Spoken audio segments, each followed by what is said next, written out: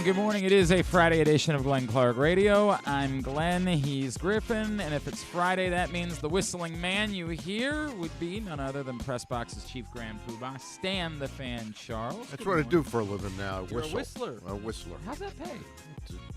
It pays well. Yeah? They pay in pretzels. Wait, who is the guy that works for the Orioles that was the whistler?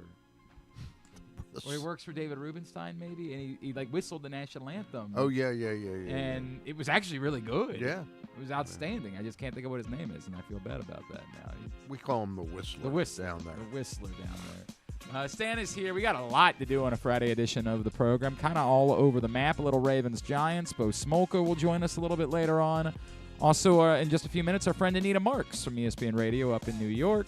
Those are on every Friday, isn't it? He is. Every Friday, he's a regular. He's the anti-Tirico. He wants to be on with you. Requests it.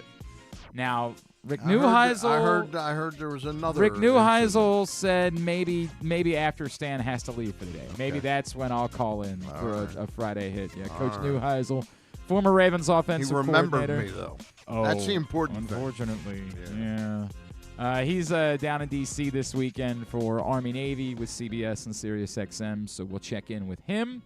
Also this morning, our buddy Terry Hasseltine, Stan's preferred co-host. He's going to join us, Executive Director of Maryland Sports. They announced this week the first ever Preakness Festival, which will surround the 150th running of the Preakness Stakes. He'll tell us a little bit more about that. And another big college football game this weekend, right here in Baltimore, NCAA Tournament Quarterfinal. Johns Hopkins taking on Mary Hardin Baylor. And joining us, tell us more about that, will be Johns Hopkins coach Dan Wodicka. So all of that coming up on a Friday edition of the program. Griffin at Live Casino and Hotel. You're getting $7 in free slot play because every time that Baltimore's football team or Washington's football team scores a touchdown during home games this season, you are getting Live Rewards members, that is, are getting $7 in free slot play. Have to have your Live Rewards card inserted correctly into the slot machine, any slot machine on that floor, and be actively playing as well in order to get your prize. But once those touchdowns score during home games for Baltimore and Washington, $7 in free slot play. Adderall Mills must be 21. Please play responsibly. For help, visit mdgamblinghelp.org or call 1-800-GAMBLER. Stand out. Just want to clarify something. Neither team plays at home this week. Neither one of them. Correct. For consecutive weekends. And I feel like the folks at Live need to see somebody at the NFL about that. Because, although obviously the following weekend they'll then both be at home on separate days. So you have that opportunity maybe that since the Ravens play on Saturday. You forget one day. If you're busy watching the Ravens game on Saturday, then on Sunday you could just go hang out at Live. What happens on Wednesday? Nothing. On Christmas Day. Nothing at all. Oh, yeah. I think they're still open. Oh, but it's not a home game. No, it's not a home game. They're in That's Houston. right. They're in Houston. All right. Stan, first of all, I need to congratulate you, as obviously you landed the big fish this week for your show. You were able to get the big guest, Glenn Clark. It was an incredible pull on your part. I don't know. I don't know who you know. I cast a wide net. Yeah, right. No, we had fun over on Stan's show. I talked to Chuck Sapienza about that. Is that who it was? Yeah. Well, he said that's you a can have conversation him for another if day. you get him from the studio, right? Where we get the added value. That's right. That's a great point. They had the logo in the background. That is true. Stan and I have talked a good bit. I want to present to you in this first segment, Stan, before we talk to Anita Marks, something that was presented by Jacob Calvin Meyer of the Baltimore Sun. Man with 3 names. He does have 3 names. I don't know if you can trust a man with 3, but they're not all first names. Meyer, I don't know anybody named Meyer. So I have 3 first names. Cool. I'm Stanley William Charles. I didn't know William was your middle name. Yeah. Well, I mean, I guess it makes sense that your middle name would also be a first name. Yeah, I don't know if you can trust a man with 3 first names, Stan. I don't know. I never said that you should trust me. Marshall. Yeah, I guess technically you could say that Clark is a first name. That's a good. Clark Griswold, obviously. Yeah. Clark Hunt. I guess there's a Clark few. Judge. Yeah. If you really want to, do you really want to do? We'll save it. We'll save King of Clark. Plenty of Clark. Thank you. I get it. The Orioles this is from Jacob Calvin Meyer. The Orioles offseason is far from over, and there are plenty of elite starters available for trade. It's not as simple as Corbin Burns or bust. Hasn't Mike Elias earned the benefit of the doubt after he swung a trade for Burns just 10 months ago? What say you, Stan Charles? The free agent market just keeps getting more and more expensive. It just which is why my preferred get right now would be to pivot to a trade. And I like this guy with the Pittsburgh Pirates. Jared Jones? No, Mitch Keller. Oh, Mitch Keller would be phenomenal. Yeah, I'd be all in on Mitch Keller. They've said the Pirates I'd seen way more about Jones than I had about Keller. Yeah. I'm keen on the trade market. So I'm not opposed to the trade market. Yeah. Although, I guess this is always easier. It's not my money, so I'm never going to be like, it has to be a trade and it can't be. Right. I said this yesterday, and I mean this I understand why there are some people that would say, the Orioles couldn't spend that type of money on Max Fried. Like, that would be crazy. The Yankees can absorb it. And all I can say back is, sure, you can always come up with the reasons why you can't, but you also can't get that player if you don't. Like, we can't have it both ways. Yeah. It can't both be that, you can never be the one that spends that type of money because it would hurt you more than it would hurt them. Fine, I get your point is correct. But at the same time, somebody's got to pitch.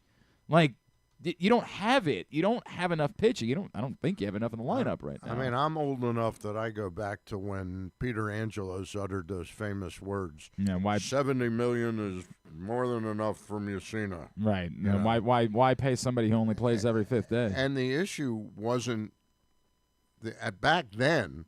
It's the market for pitching has exploded so much. Out of control. Right. As starting pitching has become, in a sense, less or marginalized in terms of the amount of innings you expect out of your starting pitchers.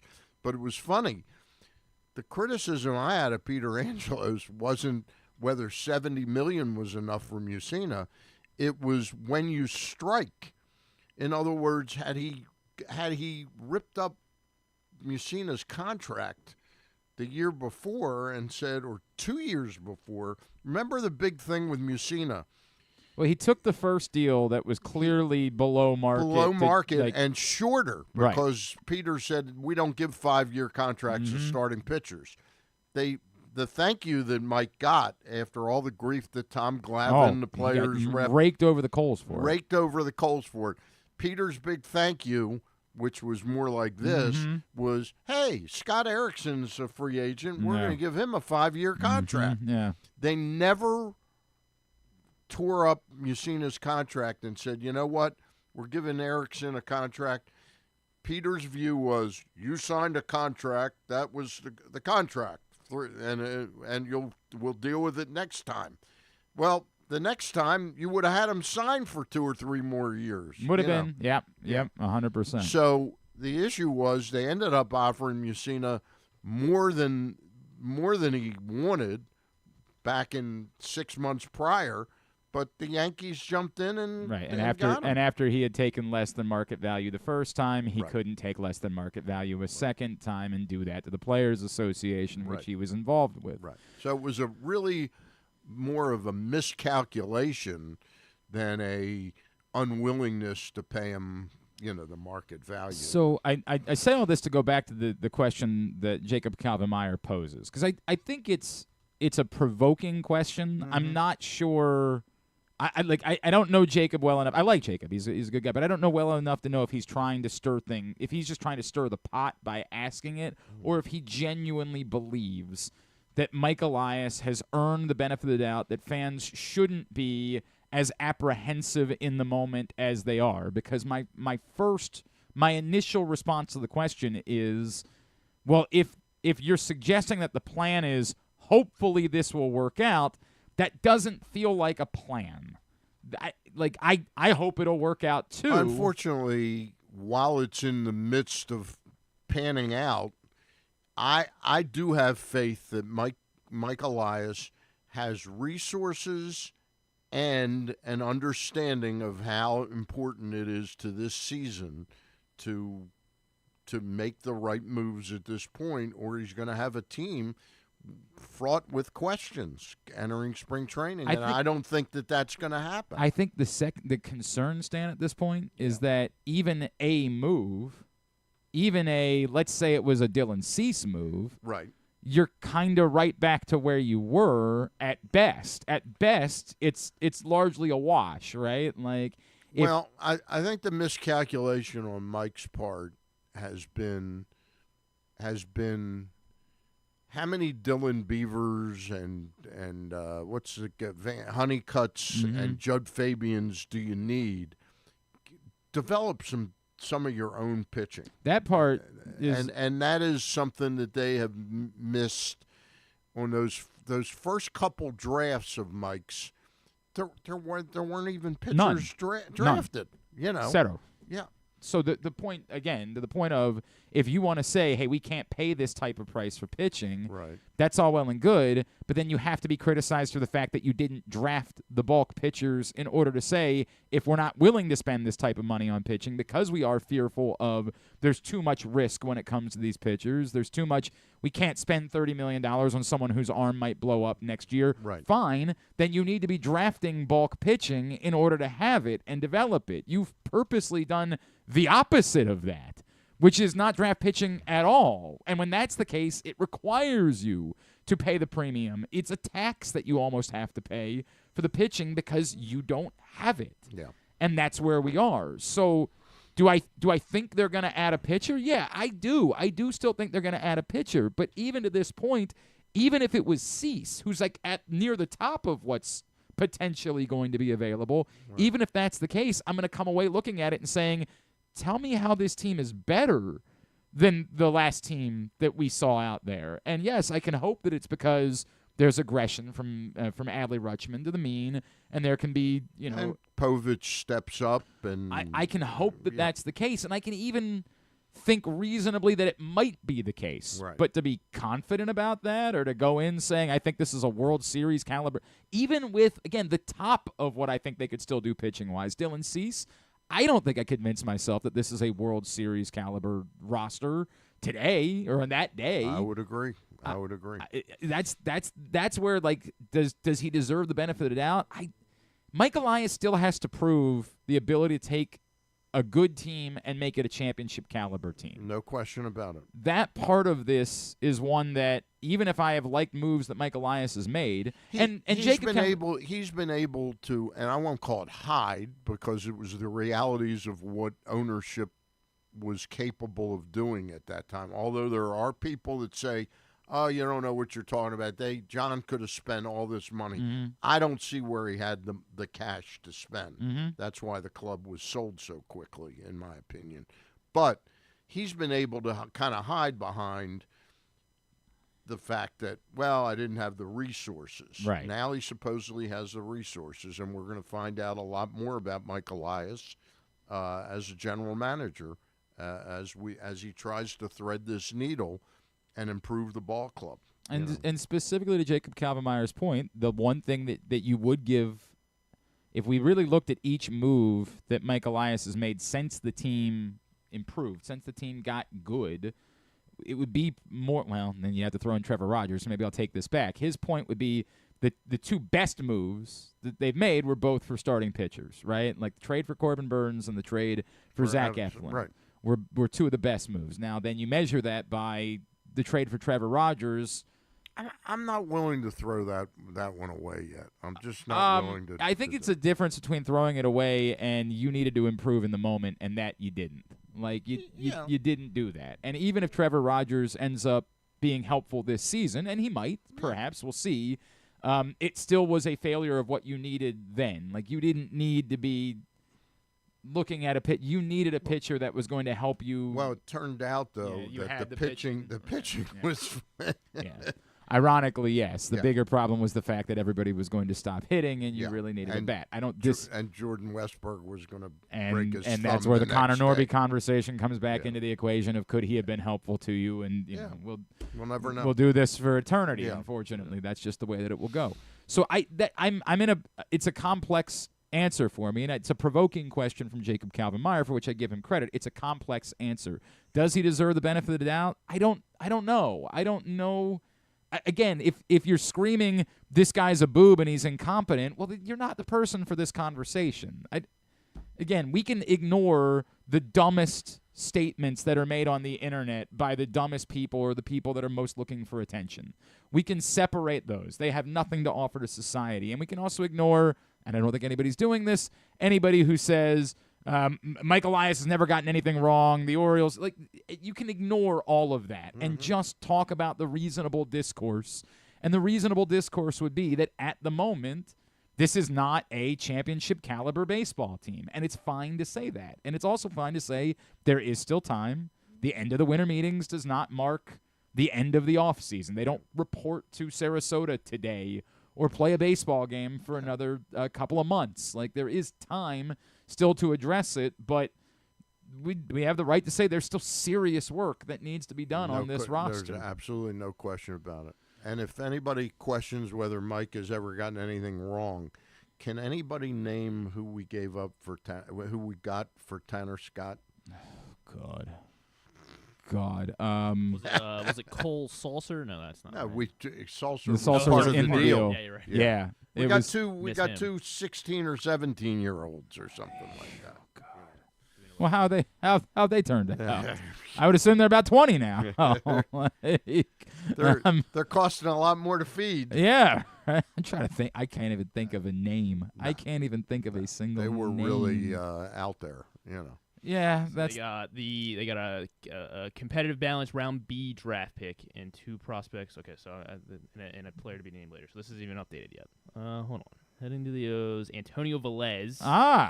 Yes. Outfielder Kevin Guerrero. Oh, hell yeah. Neither of whom were the top 30 Marlins prospects at the time. Oh, you know. Yeah. So, and then who'd they take with the 67th pick in the... Boy, he's fast. Well, kind of. Yeah. What year was it? 2022. 2022 MLB draft. The 67th pick, you say, was Judd Fabian. So, okay. you know, that's not nothing. That's not nothing. No. That could be Mitch Keller. Maybe.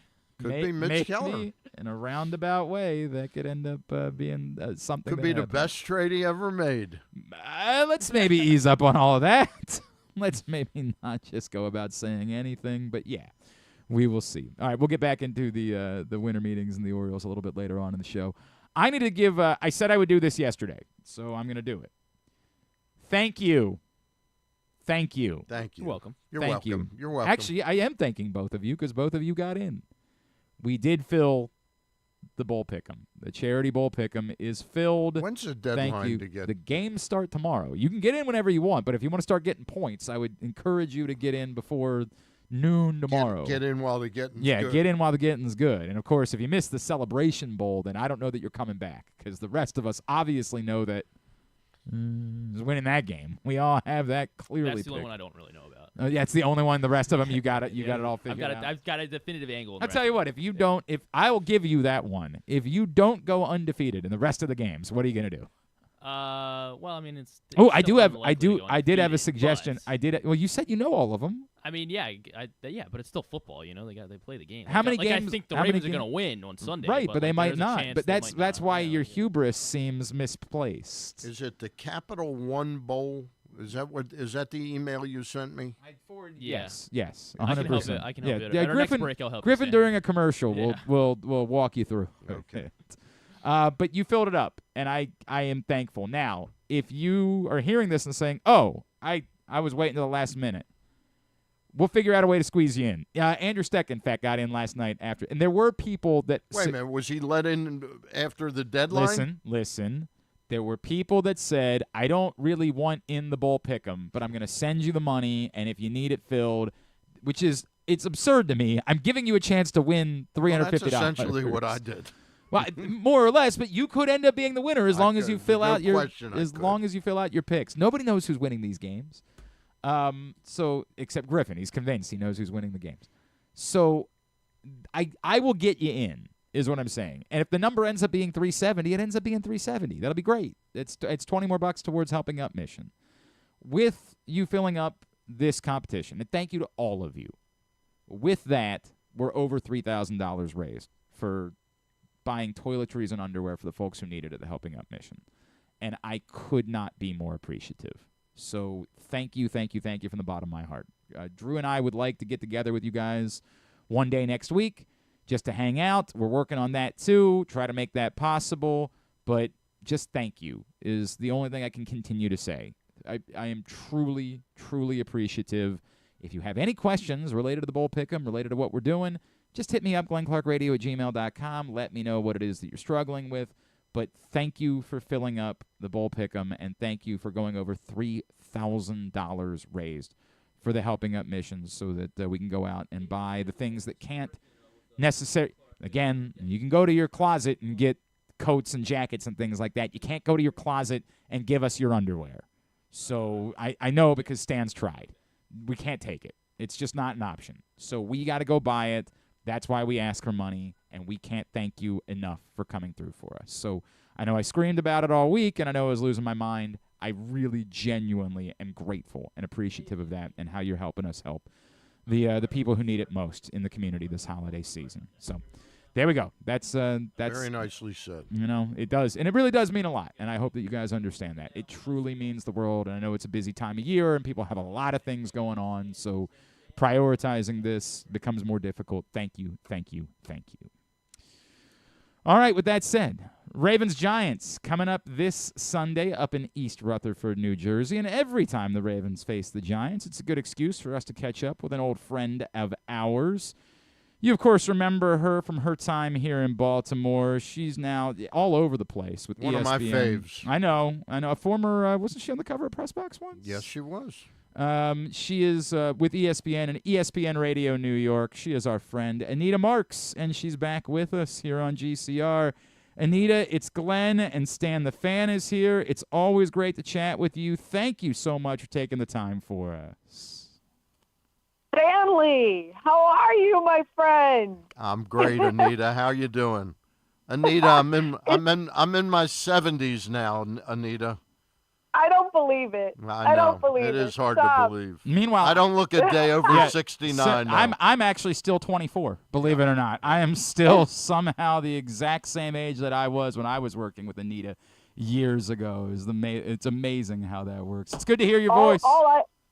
All I have to say is God bless Botox, or I probably wouldn't be employed right now. Oh, by the way, you won't believe this, Anita. Stan's doing it too. He looks great. Broke down, yeah. He looks phenomenal. In Yeah. fact, he's actually asking if ESPN, if you need anybody else for the show on ESPN2, like he couldn't look better at the moment. I'm telling, his picks are terrible, but he couldn't look better for TV.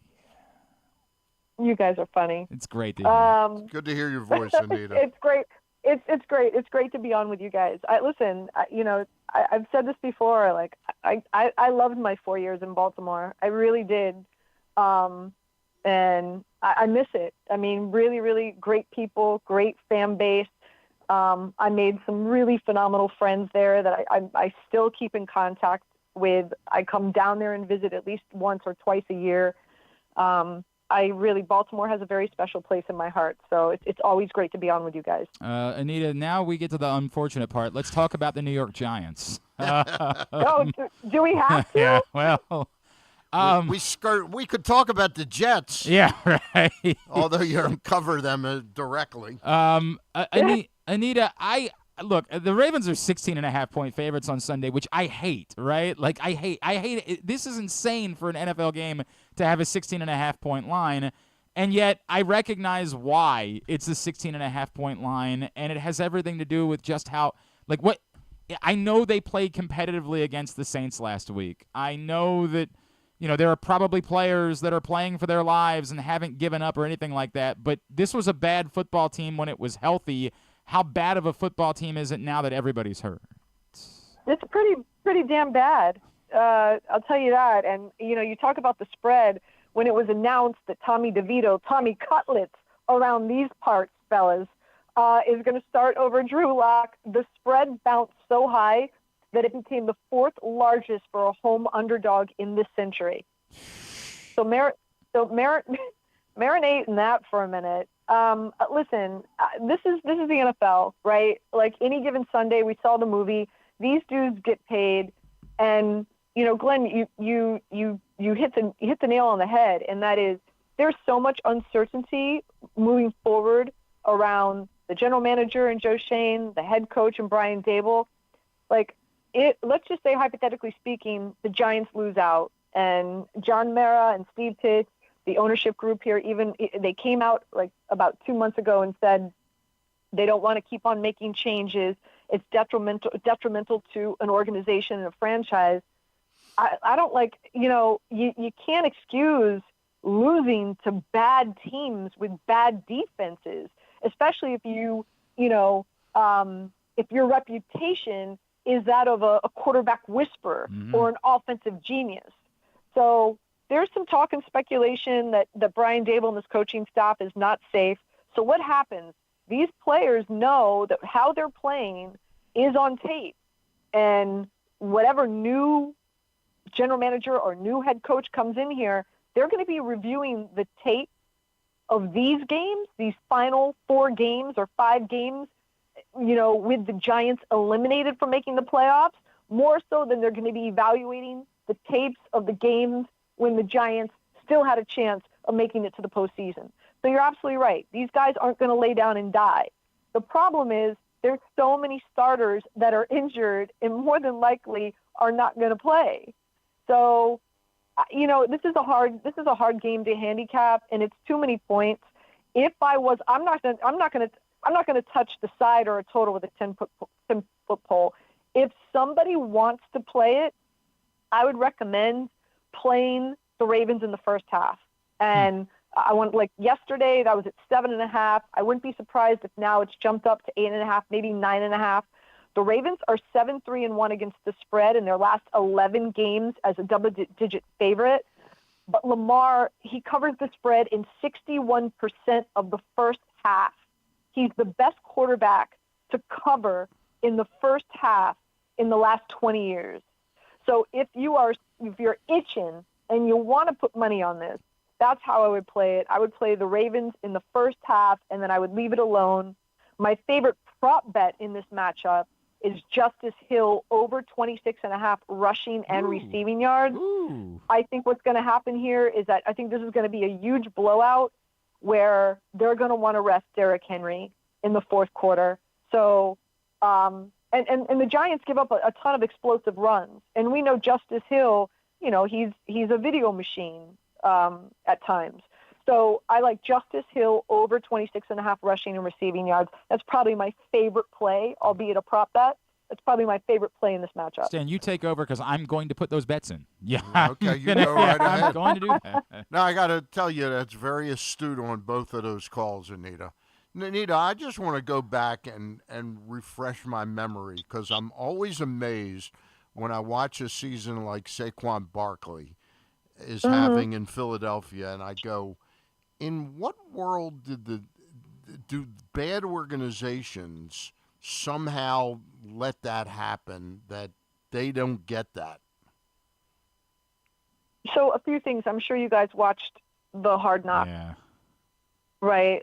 And boy, did that put the Giants front office in a bad light, right? For Joe Shane to come out and say, we're paying our quarterback $40 million a year. Why would we need to pay a running back $13? Well, guess what? The Eagles are paying Jalen Hurts a lot more than Daniel Jones, and they still anteed up for Saquon Barkley. And, oh, by the way, I'm not a huge Jalen Hurts fan. I don't think Jalen Hurts would be having the season that he's having if it's not for Saquon. Do you know Saquon Barkley has been tackled on the 1-yard line at least 7 times this season? Wow. You know who's benefited that? Yeah, Jalen Hurts. He just goes and pushes it in. Jalen Hurts with the tush push, baby. So, Jalen Hurts is having this amazing season. Yeah, thanks to Saquon Barkley. So there's that. I think the Giants felt that Saquon Barkley and his agent were using them to increase the price for him shopping the market. Right. And so they just backed out early. Yeah, so I think they were like, hey, listen. And also I think listen, Saquon loves it here, and Giants fans love Saquon.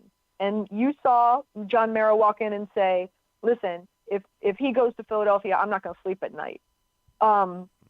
John Mara said, usually your quarterback is the face of the franchise. Not in New York. It was Saquon Barkley, and it had been Saquon Barkley for quite a while, from the minute Eli Manning retired. So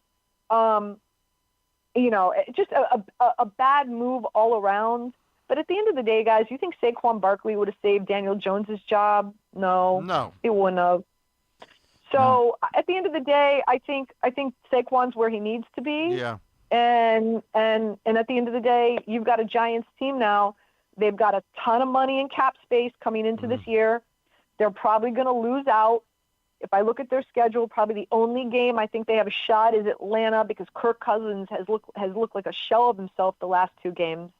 But I think they lose out, and they're going to have the number 1 overall pick.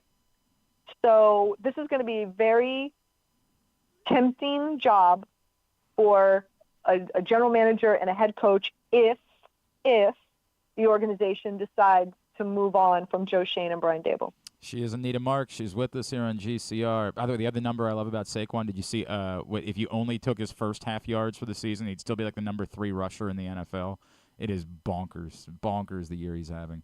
Anita, if I could, I'd love to get your perspective on the other side of this. Yeah. I'd love to get your thoughts on a Ravens team that we all know is good, but yet has inexplicably lost 5 games to this point in the season and has just never seemed – they've just never seemed to click the way that you would expect a team with Lamar Jackson at the helm to click this season. They do have, obviously the Buffalo win still looks incredible, but they just haven't seemed right for a team that we feel like should be among the Super Bowl favorites.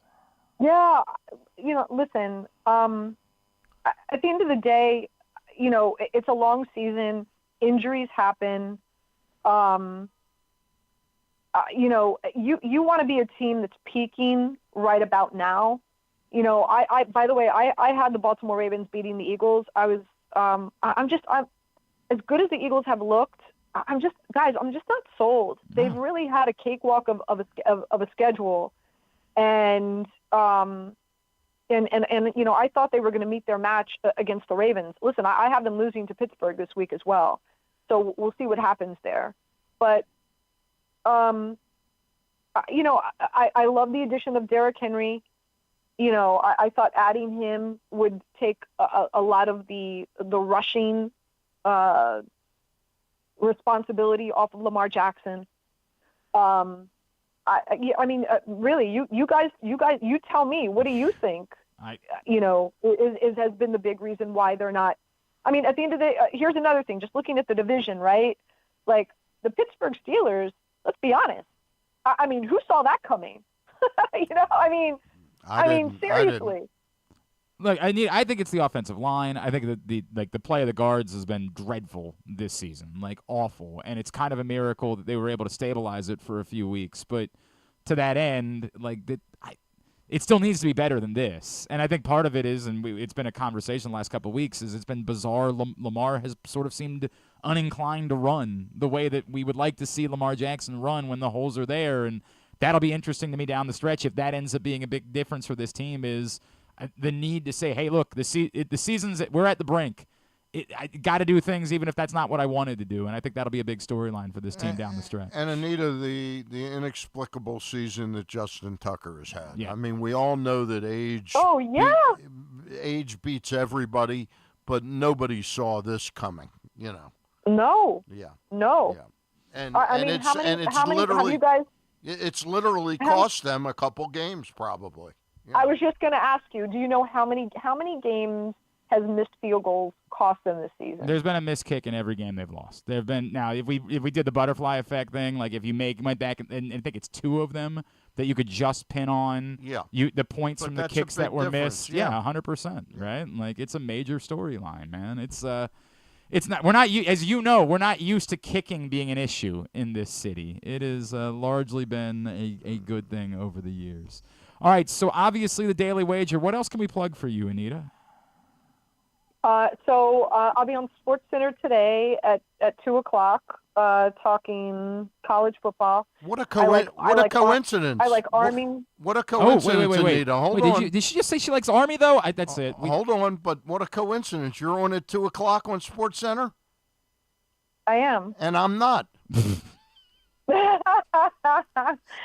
So I'll give you early bird gets the worm. I'll give you my plays right now. All right. I like Army -6.5.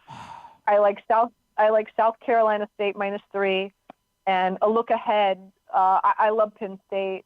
I like Penn State at the half at -4.5, and I like Penn State -8.5 against SMU. Ooh. And then later on tonight, I'm on ESPN Bet. I'm up here in Bristol, so I'm on set, which will be fun. So we'll be getting you ready for Week 15, and then Sunday mornings on ESPN Radio in New York, I host a show called New York Game Day with Amani Toomer and Mike Tannenbaum. So, yeah. So, and we're talking all things Giants, all things Jets. I don't know, like we spend less time talking about the X's and O's and more time talking about what's Aaron Rodgers going to do next dysfunction, season. right? And Anita, more importantly, how's your family? Everybody good? Mama Mimi's been dealing with some stuff, but Okay. but we're getting her through it. Okay. I'm up to 4 dogs. New York's been good to me. Yes. So, I've made a home up here. I love it. I love it during the holidays. But from what I understand, here's another thing, guys. From what I understand, you've got a lot of Ravens making their way up to New York this weekend. I mean, apparently, the city's going to be purple. You got a lot of, they're making a holiday trip out of it. They're going to go see the tree at Rockefeller Center. They have reservations. Yep. And I'll tell you what, the stadium's going to be purple. Yeah. Understand something. Giants fans are not going out to watch this Giants team get their butts handed to them to the Baltimore Ravens. The entire stadium is going to be purple. This will be, you can realize that, this will be a home game for the Ravens. And I understand every single one of them making that decision to say, you want us to go out and watch Tommy DeVito I think it's not going to be miserably cold. I think it's only going to be, 40 degrees? But still, I'm good. I'll go ahead and let somebody else have my ticket and take some cash for it that I can put towards the holidays. At Anita Marks. Exactly. Anita, one last thing. If you had to guess, who do you think will be the general manager and coach of the team next year? Do you think they stay the course in any way, shape, or form? So my gut is telling me that Joe Shane stays. Okay. I think Joe Shane survives. I don't. If the Giants lose out, and I think they're going to lose out. Yeah. I think, and I know this is already out there, but, I'm from Miami, and I have some ties to the University of Miami. Yeah. There's some talk and speculation that the Giants would draft Cam Ward from the University of Miami and potentially hire his offensive coordinator, quarterback coach, Shannon Dawson. Very interesting. And again, that's out there. That's being reported from another number of sites. Okay. Right. But I'm where there's smoke, there's fire. I'm hearing that I'm hearing that could be a thing. Okay. At Anita Marks is how you follow her. Anita, Merry Christmas to you, to your family. Happy holidays. Thank you for taking the time for us this morning. Absolutely. Yeah, great talking to you, gentlemen. Enjoy the game. All right. Or at least the first half. Yeah, right? I'm going to hit those bets. Thank you, Anita. Gentlemen. Well, she's the only one that feels that way. I can promise you that. Appreciate Anita Marks taking the time for us. When we come back in, our friend Terry Hasseltine is going to tell us about the Preakness Festival. That's next. It's Glenn Clark Radio. The ultimate fan experience awaits you at Sports and Social Maryland. See how we're raising the sports bar with our massive 100-foot media wall featuring 40 HD TVs and a 47-foot big screen. Bet on your favorite teams and this year's biggest events at the FanDuel Sportsbook while enjoying your favorite beers and cocktails, plus our delicious takes on bar food classics. Visit Sports and Social at Live Casino and Hotel Maryland at Arundel Mills. Must be 21. Gambling problem? Call 1-800-GAMBLER. Driving in Maryland? Did you know an Easy Pass from DriveEasyMD.com can save you time and money? Of course you did, because you are a thrifty driver. An antenna reads your Easy Pass transponder and automatically deducts the toll from your Easy Pass account. Learn more at DriveEasyMD.com. PressBox's Project Game Day is the place to be after every game this season. Join Glenn Clark, Rita Hubbard, Super Bowl 35 champion Femi Ayanbadejo, and our cast of regulars as they break down what happened, why it mattered, and what it means moving forward. You can watch the show at PressBoxOnline.com/gameday or PressBox's Facebook and YouTube pages. Project Game Day is brought to you by the Green Turtle Sportsbook in Towson and Canton, EasyPass, and HelpMyGamblingProblem.org. So join us for Project Game Day after every game day this football season at PressBoxOnline.com/game day. Treat yourself and taste the Baltimore tradition that is the legendary Costas Inn. Hey, it's Stan the Fan Charles. For over 50 years, the Costas Inn has been a Baltimore original, dishing out their amazingly scrumptious, fat, award-winning crab cakes and steamed crabs. Every season is crab season at Costas, so make your plans now by calling 410-477-1975 and reserve your taste of heaven. Sit back, crack some crabs, and watch the Ravens chase down another title on Costas' 15 TVs. On Monday nights, Costas offers their half-pound jumbo lump crab cake with 2 sides for under $30, and there are nightly specials Monday through Friday. So head on down to the Costas Inn at 4100 North Point Boulevard or visit them at costasinn.com. The votes were all counted, and the results are official. Royal Farms was named #1 for food in the USA Today 10 Best poll, receiving more votes than any other convenience store chain in America. The next time you want to get some good food fast, doesn't it make sense to go to Royal Farms? Voted best in the USA and home of world-famous chicken. Real fresh, real fast. Royal Farms. Gambling can be a fun and entertaining experience, but there are risks involved. If you're planning on betting on the game at the casino or on your phone or computer, know your limit, stay within it. Set a budget and a time to stop.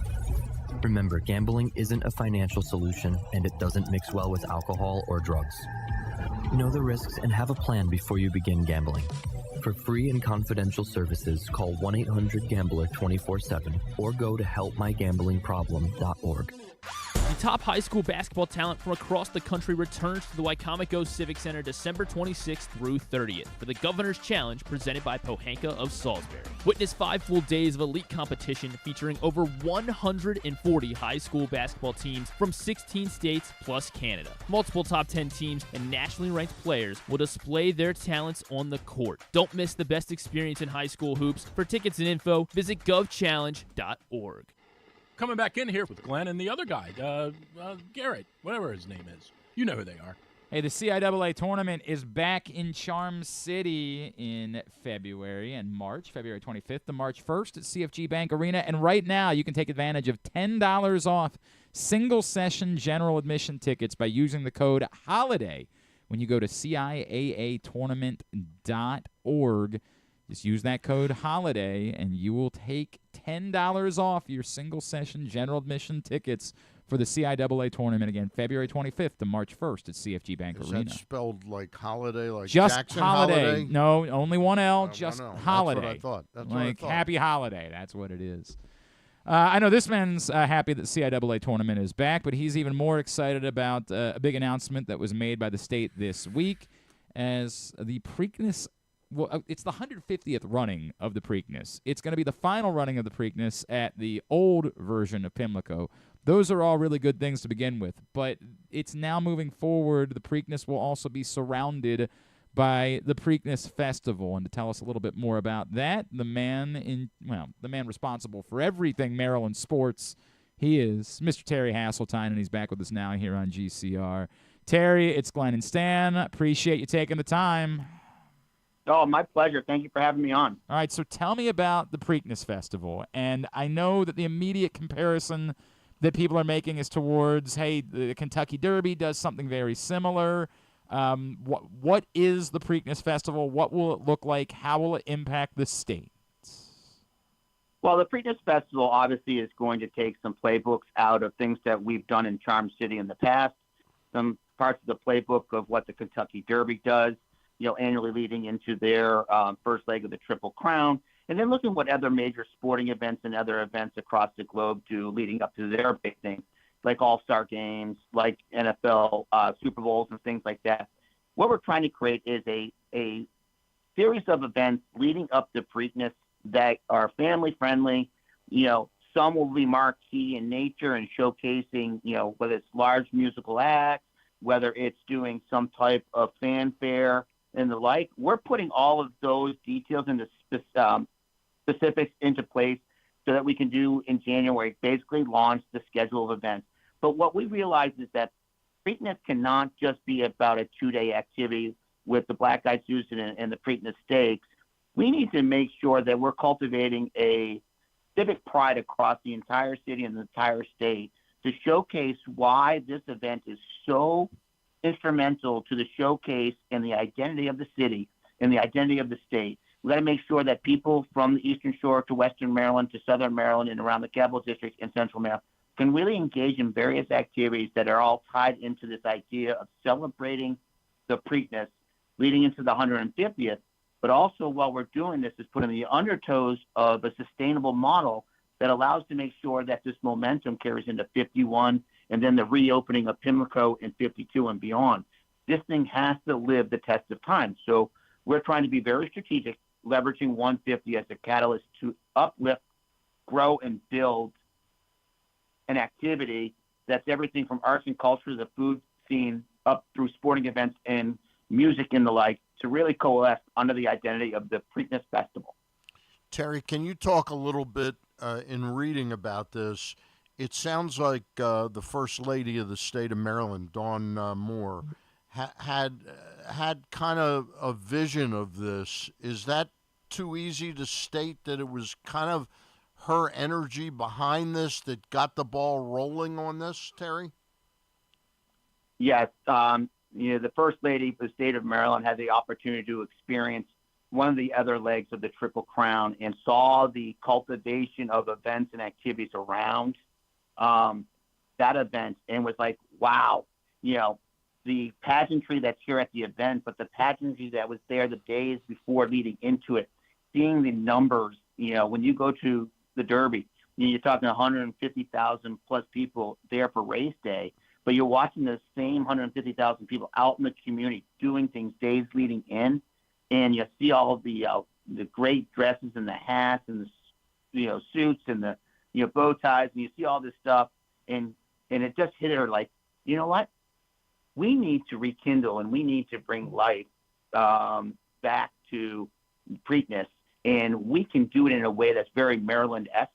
We can do it in a way that really builds the culture of Maryland and brings it into fold to celebrate Preakness in the Maryland way, but knowing that there's certain playbook and plays within other books that are usable to help set the fundamental foundation. So yeah, her having that moment of, we need to do this and we need to figure out a way to do it better that is for the greater good of Maryland, but also then uplifting Baltimore, the Park Heights community, and then the new Pimlico racetrack on 152. The timing of this, Terry, it's understandable why an idea like this sort of got lost in the shuffle of all that's been going on with Maryland racing. So the timing of this seems really opportune to give the Preakness a new, fresh start, doesn't it? Yes, it is very. The opportunity is here.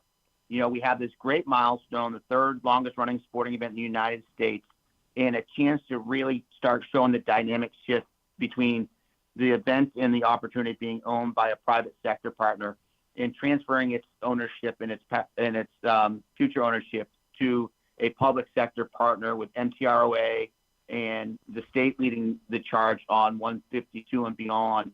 We needed to start uplifting that that transition, and what better way than to have a marquee event like 150 to help us catapult it forward and help us build the reserves and help us build the activities and make sure that we got to crawl, with some big celebration activities around 150, but then every year adding other levels of ideas and components into the equation.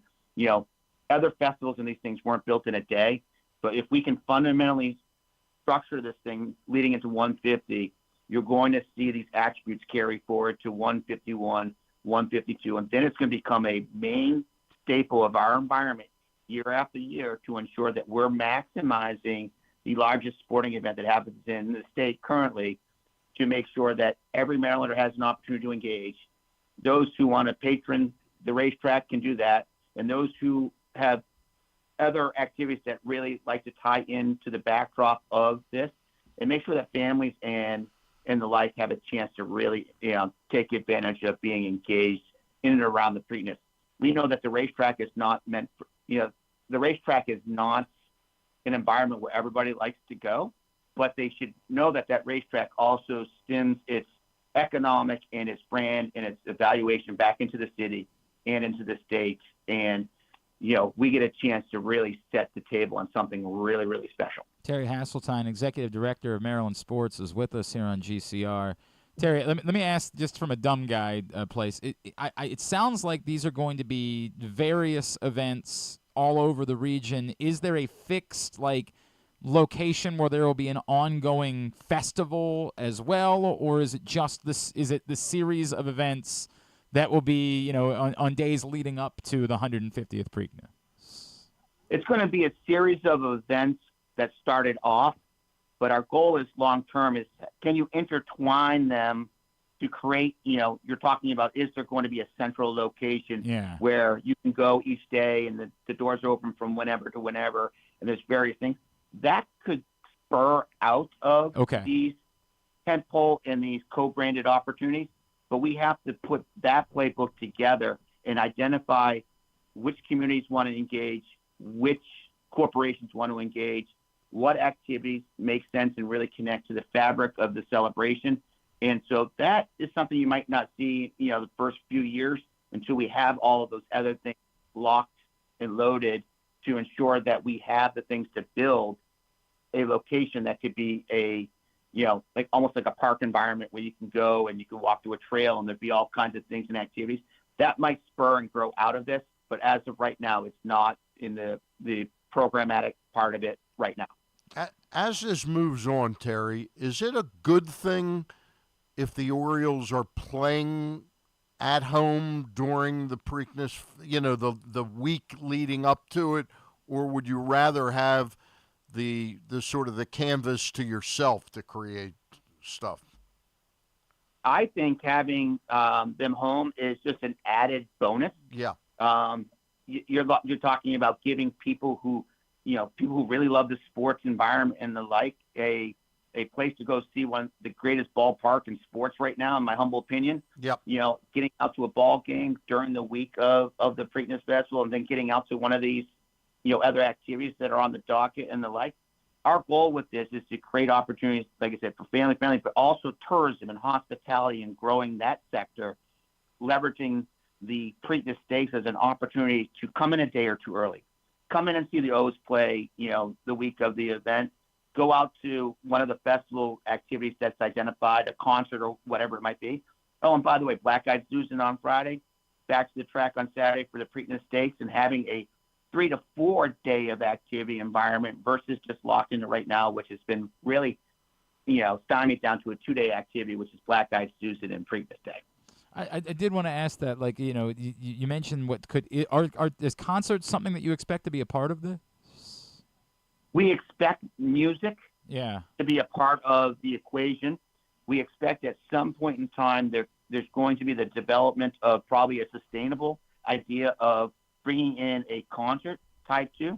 But, early on, we got to make sure that we're also being mindful of and also playing and supporting, the Stronach Group and First Experience and their attribute. Because, remember, in 150 and 151, this Preakness belongs to the Stronach and First Experience.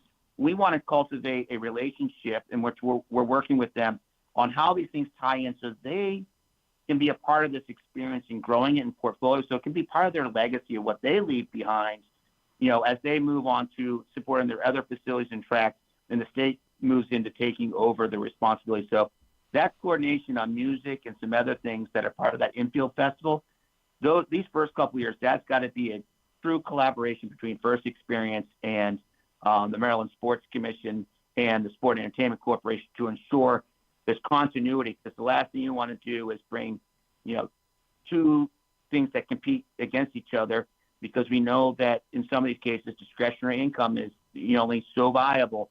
So we're working in concert with them to ensure that there is, enough, lack of words, meat on the bone for everybody to have, wins here. Terry, is there a vision of where Glenn and I can play a part in this, a sports talk concert, so to speak? Ooh, I like that. Yeah, it's going to take folks like yourself and this, Watch him dance around this, now. Glenn. Watch him dance around this. I was thinking maybe we bring back the former mascot of the Preakness, and I can be the Pegasus. I can be the guy, right? I like that. I'm willing to walk around town with my shirt off, if that helps, Terry. Well, I'm just seeing. I'm seeing the future. Yeah, I'm seeing the future. Yeah. How about you get your people? That there is opportunity. There are opportunities, and there are people like yourself who have historical perspective, right, and also generational perspective. We need that input. 100%. Terry, I'm an ideas person. I'm imagining you'll be hearing more about the Preakness Festival on the Drawing a Crowd podcast, which you can find you wherever. You will definitely be hearing it on the Drawing a Crowd podcast, the business of sports tourism in Maryland. Absolutely, it will be a topic this spring. It'll also be a topic that's going to be very important to the Sport Entertainment Corporation as the organization that's been tapped to lead the charge of putting this together and fueling it so that we can create that sustainable model long term. But again, Glenn and Dan, it goes back to it's going to take a village to uplift this and bring civic pride back to how we celebrate the Preakness Stakes. And we're going to need all kinds of partners through and through, and people throwing out. Like I said, we want to bring back things that historically we've seen that were really, were there, but, because of time or because of what was transitioning in the racing industry, might have weaned away. Well, can we give it a shot of adrenaline and lift it back up? What's net new? How is technology playing a new role? How is media playing a new role? So we're going to try to find a way to integrate all of these ideas and make sure at the end of the day, we're creating an opportunity that's inclusive. Make sure we're creating opportunities where people can get engaged and feel they're connected to, the Preakness. And then, long but not least, we're creating something that we hope will last the test of time from now. And your kids and your grandkids and beyond will say, hey, whoever created this idea, and right now the First Lady and the like, but how did we get it so it was championed? Here I am 20, 30 years later, and this thing is still robust, still dynamic, and bringing new energy in and around the Preakness year in and year out. So that's the charge, and we're going to try to make it happen for the best that we can for the state of Maryland and the city of Baltimore. Well, if prior history of the work you've done, Terry, this thing is going to be built up the right way over time. I just wanted, before we let you go, Drawing a Crowd podcast, we had James Simmons on last week, and I'm going to talk to him next week. But talk a little bit about the Governor's Challenge basketball tournament for just a second. Well, I can tell you right now, Sam, we did have James Simmons on, last week, dynamic individual who has helped take an event that started 40-plus years ago and really cultivated it into being the largest high school holiday basketball tournament in the country. Some of the best players now in the NBA and the like, come in 140 teams, boys and girls, over the holiday week, the 26th through the 31st, playing down at the Wycomic Youth Civic Center and some of the ancillary schools around in colleges. He programs that thing out like nobody else, but he also brings in a community component and makes sure that, they have a world-class experience. And it is, the Governor's Challenge has become the talk of the high school basketball landscape, not only here in Maryland, but as he told us, we have teams from Arizona, California, Canada, Florida, and Canada coming into play in this event. So what he's built off of a legacy of an iconic coach to where it is today is just changing the way high school basketball is played during the holiday break and during the entire season. So kudos to the Governor's Challenge. I'm excited to get down there this year and see it in person. And James Simmons he's a creative and he's an innovative guy who has created something really brilliant down there on the Lower Eastern Shore. He's a rock star. Terry Hasseltine, Always appreciate you. Thank you for taking the time for us. Let's talk again real soon, all right? Absolutely. Thank you so much. Terry Thanks, Hasseltine Terry. with us here on GCR. And speaking of high school sports, everything you need to know about high school sports, including updates from the Governor's Challenge, you can find at countysports.zone. Countysports.zone is proudly sponsored by your local Toyota dealer and buyatoyota.com. If you missed anything, if you're still catching up from championship weekend in Annapolis last weekend, if you want to know what's happened early on in the season, private schools got underway in basketball the last couple of weeks. Public schools now rolling in. Anything you need to know previewing basketball season, you can find it countysports.zone, proudly sponsored by your local Toyota dealer and buyatoyota.com. Hour number 1 of today's show is in the books. Stan the Fan Charles is here with us on a Friday edition of GCR. Still to come today, some college football talk as Dan Wodicka, the head coach at Johns Hopkins, they're getting ready for the NCAA tournament quarterfinals at home tomorrow. He'll join us, and, of course, it is Army-Navy week, and so Rick Neuheisel is going to check in with us as he'll be part of the coverage for CBS, former Ravens offensive coordinator. All of that on the way. And speaking of Army-Navy, I know how much our next guest loves Army-Navy. It's his favorite game all year. He's with us to talk some Ravens. He is PressBox's Ravens beat writer, Mr. Bo Smolka. Bo, good morning, sir. How are you? Good morning. How are you? I'm well. Are you? You're not going down to D.C. for the game tomorrow, are you? I can't. It's my daughter's last senior Christmas concert in high school. He told us that last week, Glenn. Did he? I know. I'm sorry, Bo. I know, and you ripped me for my priorities, but here we are. And you know what? I still question. I should have called Army and Navy and said, "Hey, move the game." Right? You know, That's I got priorities. Exactly. What are you doing? You can't work it around. Bo, obviously, the Ravens come back from the bye as they head up to New Jersey on Sunday to take on the Giants. I guess at this point, we assume the way that they've managed to keep everything as close to the vest as possible, that do we take them at their word that Deontay Johnson has not been a distraction to them, and like they've handled it however they're going to handle it, and do we assume that he's back on the team next week? Yeah, they're saying all the right things. It sounds as if he will be. It's interesting because the question still becomes, well, what? Even if he is on the team, what does that look like? And that's what I thought all along, even when they traded for him. What is it going to look like? And if Rashad Bateman is back and healthy, which he seems to be, then the whole point of Deontay Johnson, we thought, was an insurance guide. If one of these receivers got hurt, and then when Bateman got hurt, of course, Johnson refused to play. So it's complicated. The players have supported him and said, oh, we're fine, everything's good. Coaches have said, well, John was a little more vague, but all I'm saying is he might be on the team, but I still don't see a big role for him. Yeah, I get now, that. It's interesting because it will be the Steelers next week, and I thought in that first meeting with Pittsburgh, they tried to force a couple early throws to Deontay Johnson, and we'll see if he becomes a factor in this game or not. Bo, one of the things that Ravens fans are talking about a lot today, the Dolphins letting Odell Beckham go.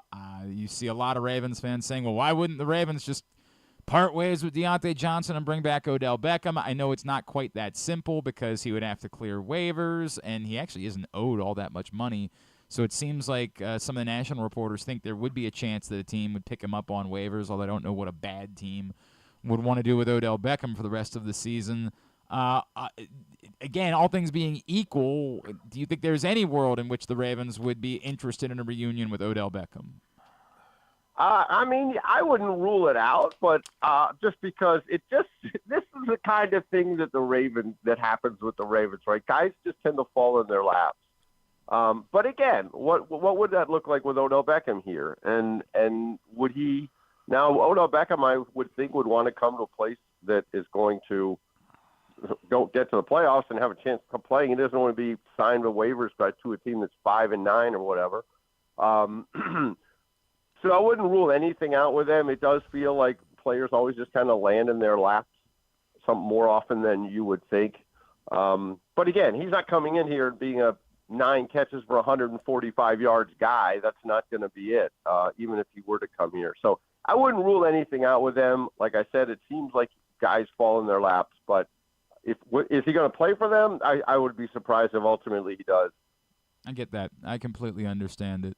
All right, Bo, let's follow up on a couple things that we've been talking about a lot. The first being, given the way they handled this, what happens if Justin Tucker misses 2 more kicks on Sunday? What does this look like? Is it just we're going down with the ship, that's the way that it goes, or is there a breaking point here?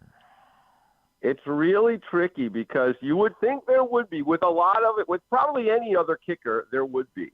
John is going to say the same thing. Well, who are we going to go out and get in week 16 of a season when, now I will say other teams have had guys get hurt and they go out and find somebody.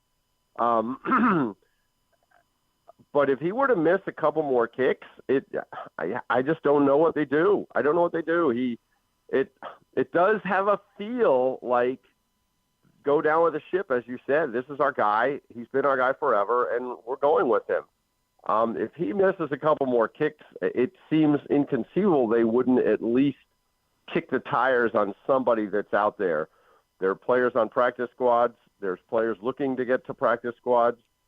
There's kickers out there that would welcome the chance to compete. They've said all the right things. We heard Chris Horton again this week say Justin Tucker's in a good place. He's looked good in practice. They've said that for a month and a half. And then in the game itself, something's misfiring. So their mentality right now seems to be Tucker's our guy, and we're going to take it as far as he goes. And that may end up being a fatal mistake. It may be a case where Tucker gets it right. But they seem fully committed to him for now. It's a bizarre situation, but what keeps floating in my mind in the middle of this week was if you get into a situation in the playoffs, is this the guy you want kicking a 40 or 50-yard field goal in a crucial situation?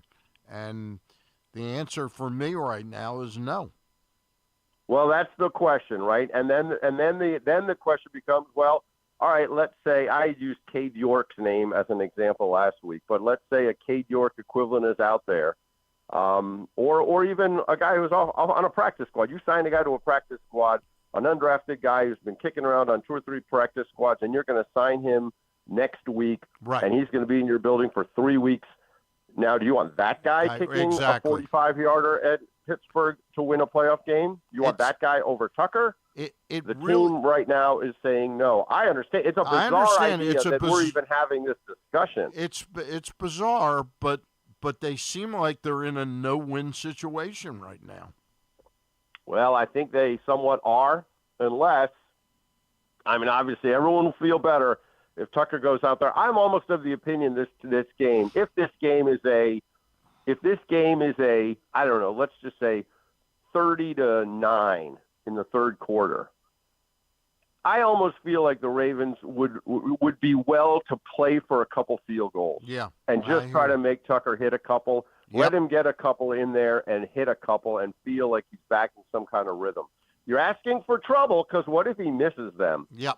But I do believe it wouldn't, if the game is not really in doubt, I don't think it's a terrible idea to play for field goals. The other, I think, is we're chatting with Bo Smolka, PressBox Ravens beat writer. The other thing that I feel like maybe this is a measuring point would be for the offensive line, and particularly for the guards, Bo, where you're going up against a Giants front that is decimated by injury and is almost made up of undrafted players at this point. And if the struggles were to continue, how do you just throw the same guys out there against a Steelers front that we know is dramatically better than that? Yeah, that'll be interesting to see. This game, the players are also saying all the right things. This is no trap game. Zach Orr and Brandon Stevens both said no one's mentioning the records in here where any team can beat you. All the cliches are there. But you're right. This Giants team is just in such disarray in a lot of ways right now. You have to think the Ravens have to be in a go up business trip, impose your will, and don't look too forward to the Steelers, but go up, take care of business efficiently and kind of dominantly. And that would start up front. There's no doubt about it. And this is the time of year where Derrick Henry tends to really pick up speed when they, get the game on the ground, move the ball. So you sure would like to see them being able to completely dominate the line of scrimmage, especially on the offensive line. And if they don't, to your point, if they don't, then, maybe you have more discussions and more questions. But like I said, they've had plenty of chances right now to tinker with that offensive line. Question. They have not. Right. They've made the decision that these are the guys they want. I feel like they should look good in this game, but we will see. I feel like it's easy to hide behind, hey, the results were largely good, right? For the first, this was an offense that was on pace to set a record for the most yards per play in the NFL. But now 2 of the last 3 weeks have been your worst offensive performances of the season. If it is shaky again on Sunday, I don't know how you hide from the fact that the results just don't bear out that you can what else are you going to change? You're not going to change the quarterback. You're not going to change it feels like at that point you can't run from it any longer. Yeah, and I'm sure after this week, depending on how the week goes, they're going to go back and look at that Steelers game very closely because it was the Steelers and the Eagles. Those defensive fronts just shut them down. And there's other ways, there's other problems that they had in that game, and they still have to figure out whether Lamar Jackson has not played well against Pittsburgh, but they're going to worry about this game first. And they would, I'm sure they would love to see that offensive line just dominate and, average 5, 6, 7 yards a run and just get the lead, hold the lead, and just get out of there. I think that's the goal. Bo, I got 2 questions that are off the beaten track of the Ravens. Number 1, Army is a 6.5-point favorite on Saturday against Navy. I don't usually ask you point spreads, but doesn't that sound like a lot of points? I mean, it seems like that in an Army-Navy game. They tend to be kind of low-scoring, slobber knocker kind of games. Right. But both these teams can move the ball. Army obviously is about as productive offensively as I can remember an Army team being. So I think they're getting a lot of credit for that. I mean, it seems like I haven't gone back and looked what the point spreads are in this game historically. Yeah. But it does seem like a lot. This is a really good Army team. Navy is still smarting a little bit with how their undefeated stretch kind of came unraveled, but it's a great game. Yeah. So I don't bet it, but I would tell, like I've told Glenn and I've told everyone else, I personally think it's the best sporting event of the year every year, and every football fan should go to it at least once. Last question I've got for you, because I respect your football knowledge. Did the Bill Belichick thing kind of blow you away initially, and what are your thoughts on it? I mean, I hadn't really been following that closely because I thought, I heard a little bit, sure, yeah. So, I guess it did kind of blow me away. It's interesting, too. I find the really interesting thing to be so many college coaches, especially in basketball, I think, are just deciding, like Jay Wright at Villanova, just like, I'm just done with this. Yeah. It's just too much, this NIL, and you got to recruit your own team every year to try to keep them there. And a lot of people are just done with it. And here comes Bill Belichick, decides to jump into it. Yeah. And it's kind of fascinating. Yeah, I was blown away by it. So I'm interested to see how it plays out. Bo Smolka, it's at B Smolka on Twitter, of course, is how you can follow him. PressBoxOnline.com is where you see all of his stuff. Are you going up on Sunday? Yes, I will be there Sunday. Bo will be at the game on Sunday, so make sure you're following along at B Smolka. Bo, appreciate you. He worked on the Ravens' schedule. Right. They were willing to work around the Christmas concert, but we got to work on it. Well, they weren't. Yeah, but let's just point out they're not willing to work around Christmas Day. I still got a beef with that one 2 years in a row. But I get that. All right. Bo, appreciate you, bud. We'll talk to you next Friday. All right. Thanks. Take care. Bo. Bo Smolka, PressBox Ravens beat writer, with us here on GCR. One other thing to monitor, of course, on Sunday, with 1 touchdown catch, Mark Andrews will become the all-time leading touchdown scorer in Ravens history, surpassing Jamal Lewis. And what was that? There was some other thing that I thought was relevant for Sunday. Whatever. We'll move on from that. Can we get a weather forecast from Griffin? Weather's clear on Sunday in New Jersey. Cold, but not miserable. I meant here in Baltimore. Here in Baltimore? Yeah, what are you doing? Like today. Well, you got big plans? You going? God. Just cold. Yeah, right. It's cold. It's cold. But unlike the other day, I said Like this yesterday. mid-30s I'll deal with cold looking out the window like this. Mm-hmm. What we saw on Wednesday was gross. It was one of the grossest days I remember, and just miserable. Yeah. This, it's cold, but at least I see the sun. Yeah. I'll live with it. Here comes the sun. Yes. Do.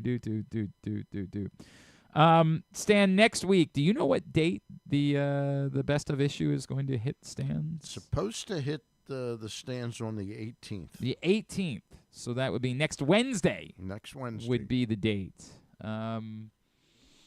It's an annual best of. Of course, issue. I've got like a doctor's appointment one day, and the next day I got something. So you're saying it could be any day? Any No, day. It's gonna be the 18th. 18th. So next Wednesday will be the annual best of issue hitting newsstands. It will feature. We probably should have planned this. Maybe we could have announced it today. We'll do it next week. Our Mo Gabba Sports Person of the Year will be on the cover, and you guys could get your guesses in. You probably know what our conversations were like throughout the course of the year, and ultimately, when we got there, it wasn't that difficult. Can we tell people it's not Mike Loxley? Yeah, it's not. Mike Loxley did not make the cut. Like, there was a point where we were talking about what was going on at Navy as being in consideration. Yeah. Obviously, there were moments during the year where we talked about what was going on with the Orioles. And, yeah, there were moments. And not too many after like July 1st. Yeah, really harder to.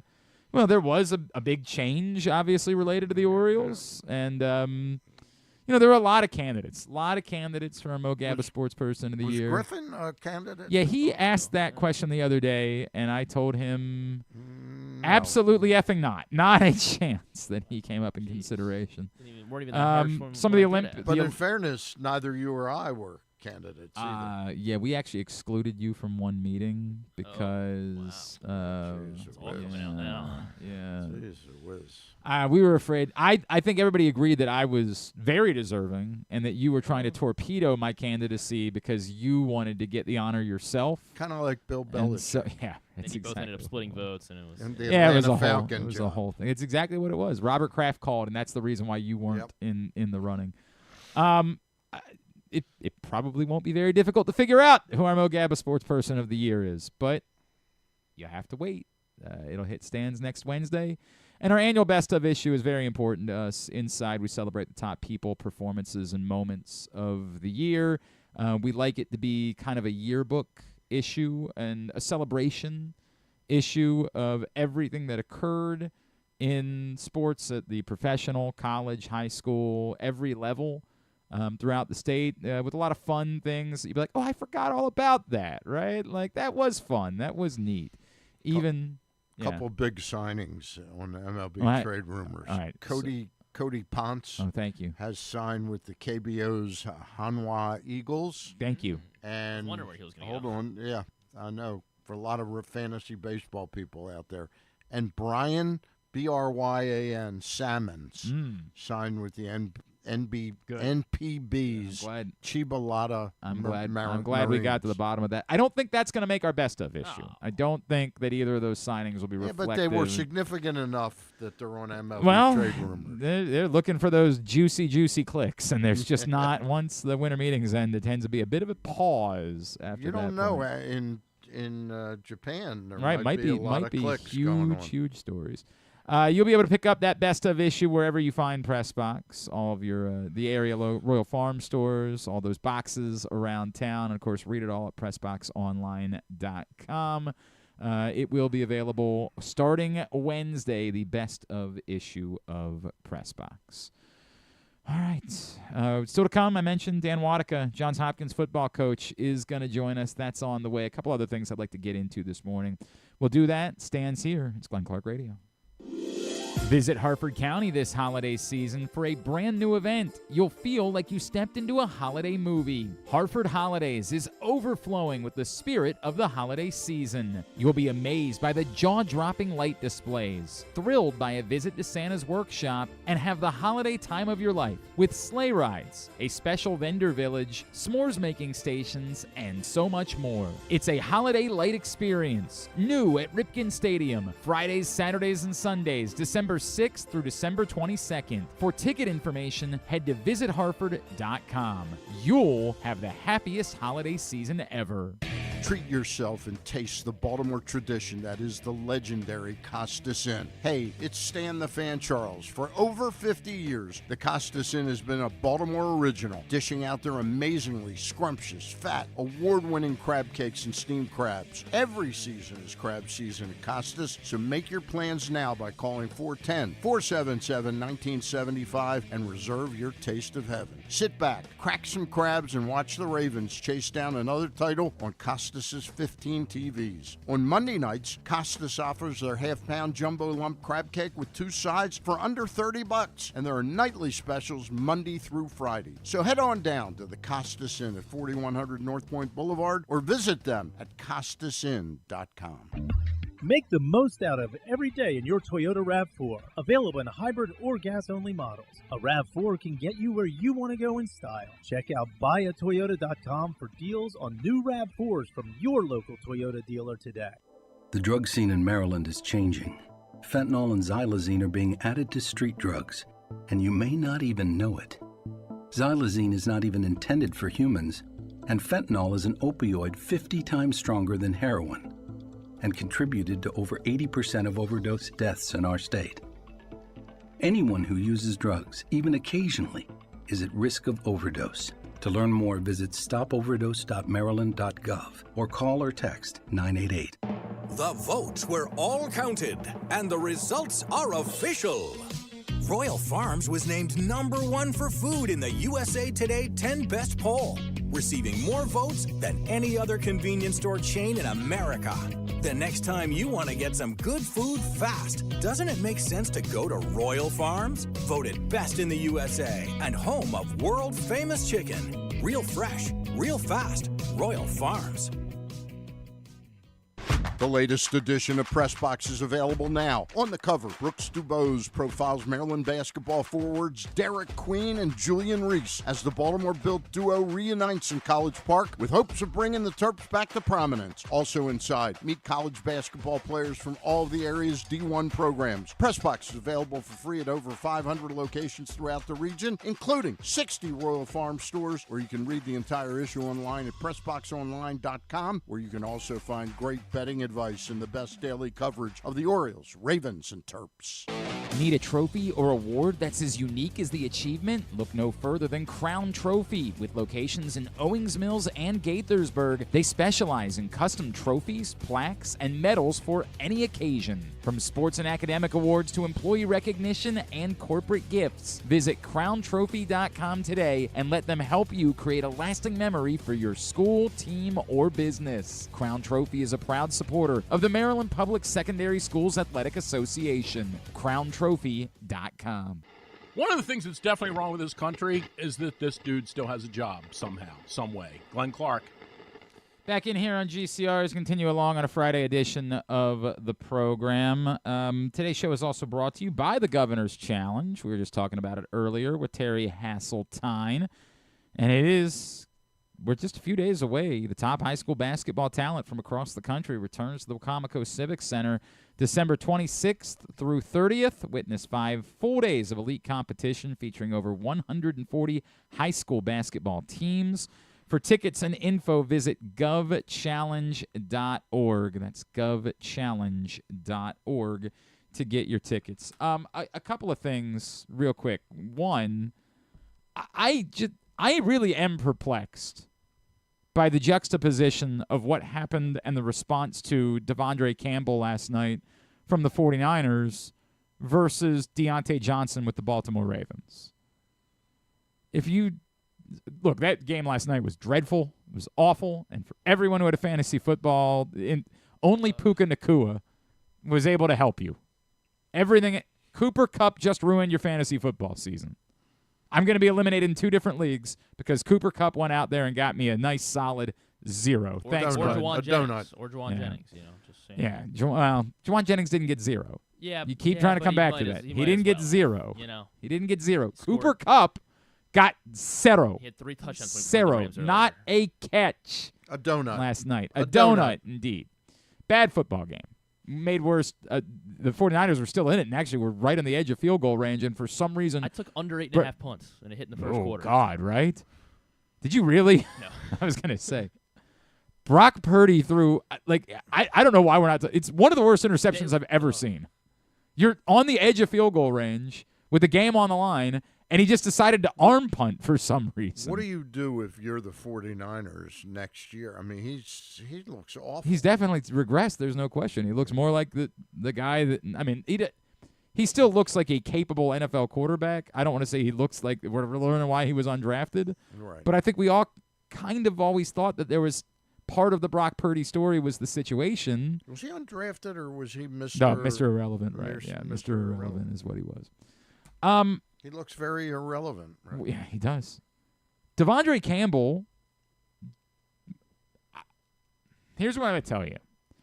I have tried very hard to get more of the details on what happened exactly with Deontay Johnson. Because, as I've said, I do think there's a difference between being asked to go into the game in the third quarter and being asked to go into the game on the final drive of the game. And if you're asked to go in on the final drive of the game and you don't go in, I think teammates can say, dude, we were down by 2 scores. We weren't winning. I don't hate the guy. Whereas I cannot fathom. You see the fury that 49ers players have towards Devondre Campbell last night? Devondre Campbell was a linebacker for the 49ers who apparently in the third quarter was told to go into the game and just said, I don't want to play, and left. Which is insane. But is there any shot he's got a job at Progressive Insurance? Maybe that's what's going on. But it's also, I don't know how different it is than Deontay Johnson, because I will tell you, in the last 48 hours, I've finally gotten not anything that I would like to report, but I am to understand that it's probably pretty similar, that it really was in response to Rashad Bateman's injury that Deontay Johnson was told to go into the game and didn't want to go in because he was only asked to go into the game because somebody was hurt. And if I'm a Ravens teammate, I'm exactly as pissed off as George Kittle was and as Ward was and as all of the 49ers teammates who were losing it in the locker room afterwards. It is bizarre to me. And if you want to say, hey, it's a strength of the Ravens that we're going to keep our lips tight and we're not going to talk about it and all of that, I don't know how that when somebody does that to you, I think you should be allowed to say, you let the team down.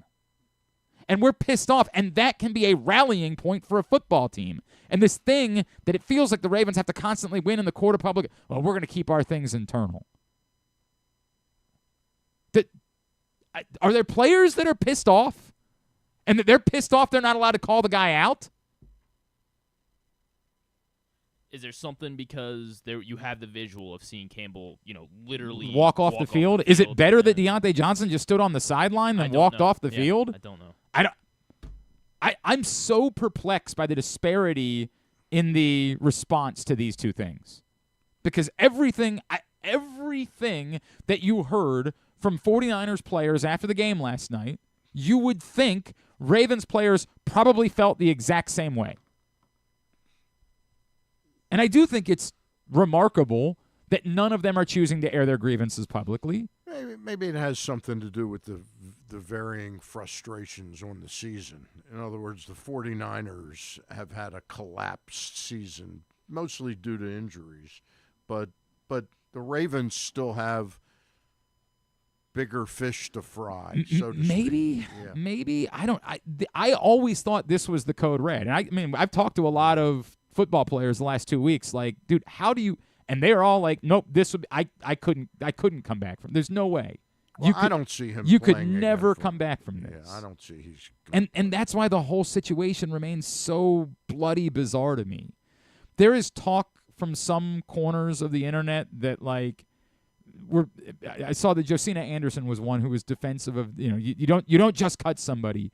Mental health is real. You try to figure out what's going on with them and all of those things. And to some extent, yes. To some extent. But it's always the mental health can be an explanation but not an excuse. There's nothing can excuse you're a football player. Your job is to play football. When you're called upon to play football, you need to go into the game, whatever the circumstances are.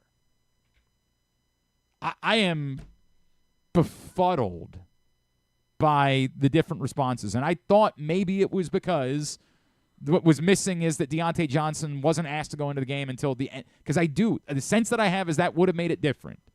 If it was the end of the game and you're already out of it and the guy says it, then players are realistic about the circumstances. But last night, the 49ers were obviously still very much in that football game, and one of their teammates said, nope, not going to help you. Sorry, you're on your own. And to my understanding, and I'm not ready to – I have not Was he in the locker room after the game? Devondre Campbell? Yeah. I don't believe anybody – I don't. Yeah. I believe he had already left the stadium. Yeah, that's what at that point. You made it sound like he left. Yeah, had already left. Which is, again, I get that it adds another layer to the bizarre, that like it appears as though he just kind of quit football in the middle of a game. Isn't that what did Vontae Davis do that? Vontae Davis did that because they were talking about like the Prime Crew did like a really short segment on it. But yeah, because one of the guys on the panel was Fitzpatrick teammates with Vontae. Oh, that would make sense. Yeah. And then one of them was also teammates with Antonio Brown, I think, or Richard Sherman was playing against, I think, when Antonio, or no, was he still playing? I don't know. That was a game in New York, wasn't it? No, was it in Tampa? I don't know. But when Antonio Brown walked out, that was Richard Sherman was there in one way or another. I mean, yeah, it was. Those were the only two other comparisons that they were able to really think of a guy. If that's what it is, if it really is just quitting football, like just deciding in the middle of the game, I'm done, which is wild. I mean, obviously, on its own, it's a wild decision to make. Like, in the middle of a football game, I'm done with football. Like, what? Like, what? That alone is one thing. But in no way do I blame any single one of his teammates after the game who were having it out. Like, I don't blame them even slightly over that. Dude, this is the bare minimum. The bare minimum is we're all trying to do something together. The concept of being on a team, all of those things, and you're just walking out in the middle of it? Dude, whatever you got going on, tell us before the game. Let somebody else be active for the game if you're struggling with whether or not you want to continue playing football. If you're having some sort of beef with whether or not this is what you want to do, mention it to somebody. Say, hey, I'm going through an existential crisis. And you can be deactivated, and mental health is real, and we can talk about it. But leaving your teammates hanging out to dry, I don't know. And it's the way that I felt about Deontay Johnson I cannot fathom how, if it really was in the third quarter of the game, it really was when Rashad Bateman got hurt, that they went and said, okay, Johnson, you're in, and he said no. I would want him out of the stadium at that point. Go, dude, get in your car. I don't want you anywhere near this football team ever again. It's wild to me, the disparity and the reactions to it. And, what does it say about anything? I don't know. I don't know the answer to that question. But it's crazy. Johnson has a sort of a checkered past, doesn't he? I think there's a lot of this doesn't surprise me about Deontay Johnson. How about the player with the none of that? I don't know any of that. Yeah. I don't know anything about Devondre Campbell that would suggest that he was a bad teammate or Again, he's a reserve linebacker. You don't hear as much about reserve linebackers. He's been a solid player, though. He's had a good career. I mean, that was the thing. Like, he was filling in this season because Dre Greenlaw was rehabbing his Achilles, and I think that was last night the first game that Greenlaw, I think, came back, and so that was why he hadn't been playing up until that point. And then Greenlaw, I don't know if Greenlaw got out for the rest of the game or he had to miss that series or that set of series, and that was when they finally asked Campbell to go back in, and he said no. I mean, it's. But yeah, I mean the exiting the stadium, and maybe that's the thing that the Ravens. I mean, yeah, I just don't know how it's better. It's weird what they're saying, like Zay and Bateman saying, "Yeah, we're ready to have him back. We're good, right?" We're and again, I get it that.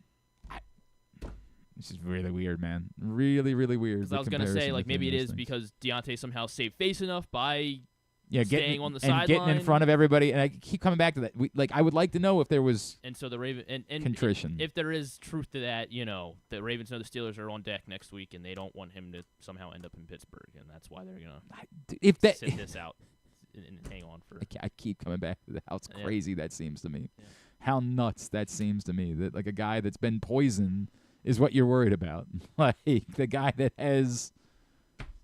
literally refused to go into a football game. Boy, we can't let that guy end up in Pittsburgh.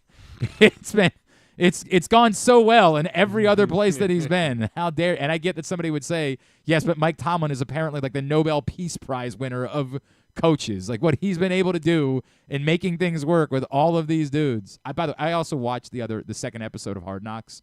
If you're ready for a show that I'm prepared to quit, 1,000. This show sucks. Well, there's no Ravens. It's not just that there's no Ravens. There's nothing interesting. It's terrible. Well, all it is here are the should football talk to games the coming up universities. this week. That's all it is. It is awful. Like, are all of the – I admit, I don't watch – I have not watched Hard Is Knocks. the in-season one, is it about a team? No, it's all 4 teams in the AFC North. Oh, it's a division. Yes. So I had not done the other in-season Hard Knocks that they've it's done. Unwatchable. Because I'm not sure. I'm gonna keep sticking it out. Because the Ravens will surely have to be a little bit more featured in the next episode. You would like to think. But so I'm gonna give it another shot. But so far the in-season doesn't seem nearly as good as the other. Bad Because television. they probably don't have the teams cooperate. It's exactly what it. And if yeah. that's what it is, then it's just not worth doing the show. Right, exactly. If the teams are saying anything interesting that occurs cannot be involved in the show, then there's no point to having a. There's a million other shows that tell you about who's playing this week and what happened in the games. Right. You can find that anywhere you want. It's kind of a recap, and then they go over whose schedule. And Browns play Cincinnati. 6 different interviews with Browns players about the Steelers rivalry it's a long rivalry. It's awful. Like it's the worst show I've ever seen in my life. You didn't like Joey Porter saying he doesn't eat food in Cleveland? I mean, that was like a mildly interesting that I won't go out to dinner. Well, and you missed the first cities. episode. No, I watched Joe the Burrow. first episode. Oh, you did? Okay. I've watched them both. It's a bad television show. Joe Burrow drives a Batmobile. Great. That's what we know. He doesn't drive it, but he bought one. Oh, yeah, right. All right. I do know. I think Zach Taylor should be fired. That's my takeaway from the first 2 episodes. Really? Yeah. I didn't even get that out. Shelby Harris is a way better motivator of men than Zach Taylor. This man has been motivating his team as they are back in the NCAA quarterfinals tomorrow at home against Mary Hardin Baylor. Johns Hopkins football just a couple of wins away from a national championship appearance. Joining us now to tell us more about it, he is the head coach of the Blue Jays. He's Coach Dan Wodicka, and he's with us now here on GCR. Coach, it's Glenn and Stan. Congratulations. Thank you for taking the time for us. Hey guys, really appreciate you having me on, and thank you. It's been a wild ride. It's been a bunch of fun being able to lead these men each week, and let's keep it going. But what you just said there, that it's a wild ride. You guys have managed to figure out a way to make it interesting. Holy smokes, right? Like, do you prefer living on the edge of your seat like this? My blood pressure doesn't prefer it, that's for sure. But when you get down into late in the season, and it's not just been here in the playoffs. We play in a really competitive Centennial Conference as well that has a lot of great football teams. So we know going into, a lot of our games, hey, we're going to have to battle for 60 minutes. And I think that really doing that a few times during the regular season has definitely helped us, in these first 2 playoff games we've had so far. I can really tell the guys on the sideline and the guys on the field that no matter what is happening, whether, hey, good things, bad things, we've got to keep that even keel. And especially in the fourth quarter, just going out and finding out ways to, hey, close those close games. Coach, obviously, what this means to you, right? Like everything that you've been able to do at Johns Hopkins University, being on the staff, playing at the school, your family's ties. Can you put into words what it's meant to you to be the head coach of this team and to be succeeding, to be reaching this place and winning games in the NCAA tournament as the head coach at Johns Hopkins?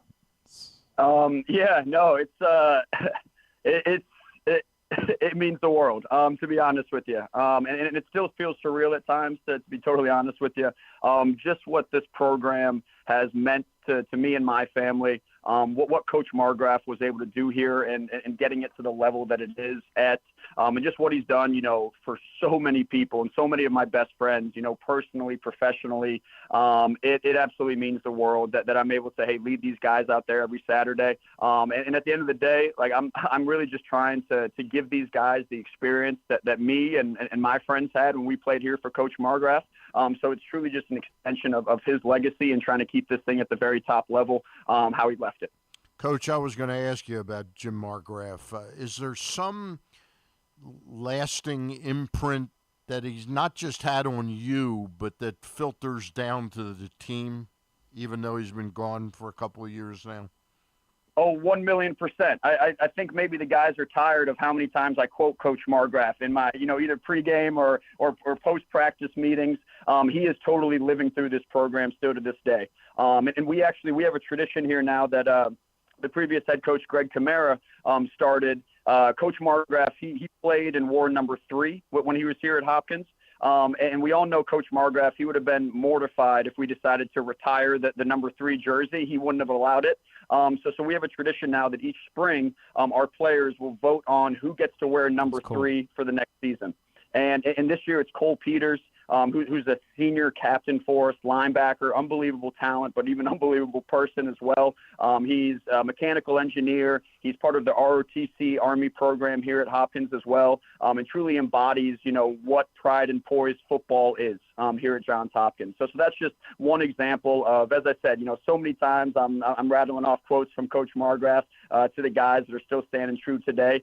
So he's definitely still living in this program. That's a great I love that. He's Coach Dan Wodicka, Johns Hopkins football. They are at home tomorrow at noon at Homewood Field, the quarterfinal round of the NCAA tournament against Mary Hardin Baylor. Coach, the semifinals in 2018, I know you weren't part of that staff, but never a trip to the championship game for Johns Hopkins. I know you don't want to get ahead of yourself. I know that there's a game to be played tomorrow, and that's what matters, but can you get a sense for, what it would mean to the community, to the program, to be able to make that type of run? And do you have a feel for what it obviously winning games, you got that. You've won plenty of games during your time. But what's the difference in this portion of the tournament in being able to get over the hump? A year ago, you guys were right there, right? What is the difference in extending that to be able to reach the national championship game?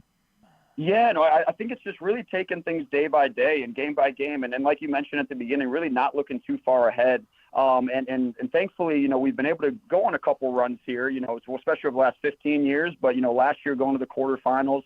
And I really do believe everyone saw from last year's team that, hey, we're knocking on the door at this thing. And, a couple plays go some different ways.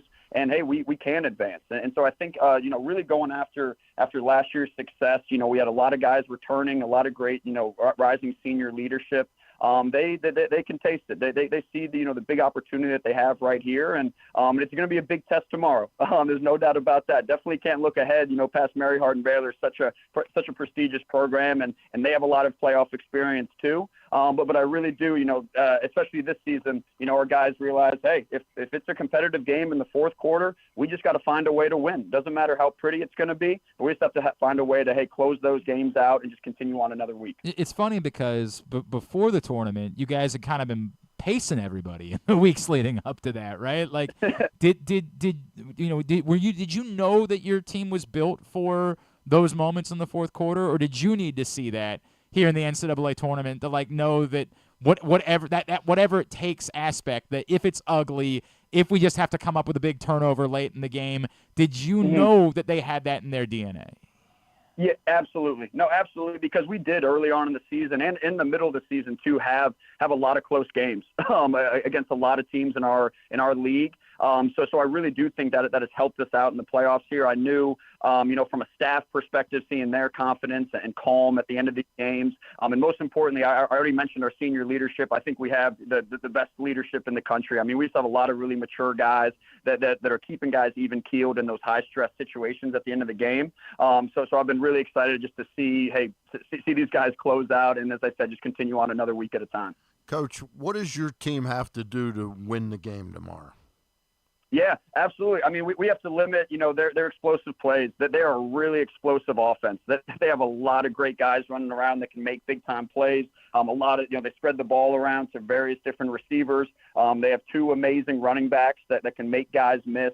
So just from a defensive perspective, we know, hey, they're gonna make some big plays. That they're a really good football team, but we just got to make sure those plays don't end up in the end zone, and make them line it up again, and just try to limit those as much as we can. And we're gonna have to, make tackles in the open field. We're gonna have to run to the football. And so I'm excited to see the defense fly around tomorrow. And then from an offensive perspective, they are one of the most opportunistic defenses in the country. They cause a lot of turnovers, interceptions, a lot of balls on the ground. So we have to play really smart football and just not be making mistakes and giving them the ball, in plus yardage situations. So I think those are going to be the key tomorrow afternoon. Yeah, your defense is pretty okay too, though, Coach. Like it's not a bad. They've been playing great. They've been playing great and really good. You mentioned senior leadership, and I feel like the story of your quarterback, James Ranello, really stands out. Someone who had to wait his turn, right? And in an era of college sports where the patience is gone, if I'm not playing, I want to be somewhere else where I can. Can you tell me a little bit about his path to this point and what it's meant to you to see him step up the way that he has here in his senior season? Yeah, I've just been so proud. I've mentioned a few times this year, I've been so proud of James and how he stepped into this role with Bay Harvey going down and being out for the season. It's been truly remarkable. And I think the biggest thing that I realized right away is not only the trust that he has in the rest of the team, but most importantly, the trust that all the guys have of him to make big plays and to put us in good situations. And I think you mentioned it, being a senior, it's kind of a unique situation where, hey, the backup quarterback is in, but he's been a part of the program for a long time here. And he knows what we're trying to accomplish on offense and knows how to get that job done. But it's been really impressive, which, in big time, FBS football now, you don't see that too often where a senior is there for 4 years, as a backup role and is given a chance, his senior year to make a big impact. So I've been really proud of him, just his maturity level and going in and, really not skipping a beat. It's really cool. All right, now the most important question we're going to ask you, Coach. If you guys win the national championship, will your family finally forgive you for using your biomedical engineering degree to go into coaching instead of a more lucrative field?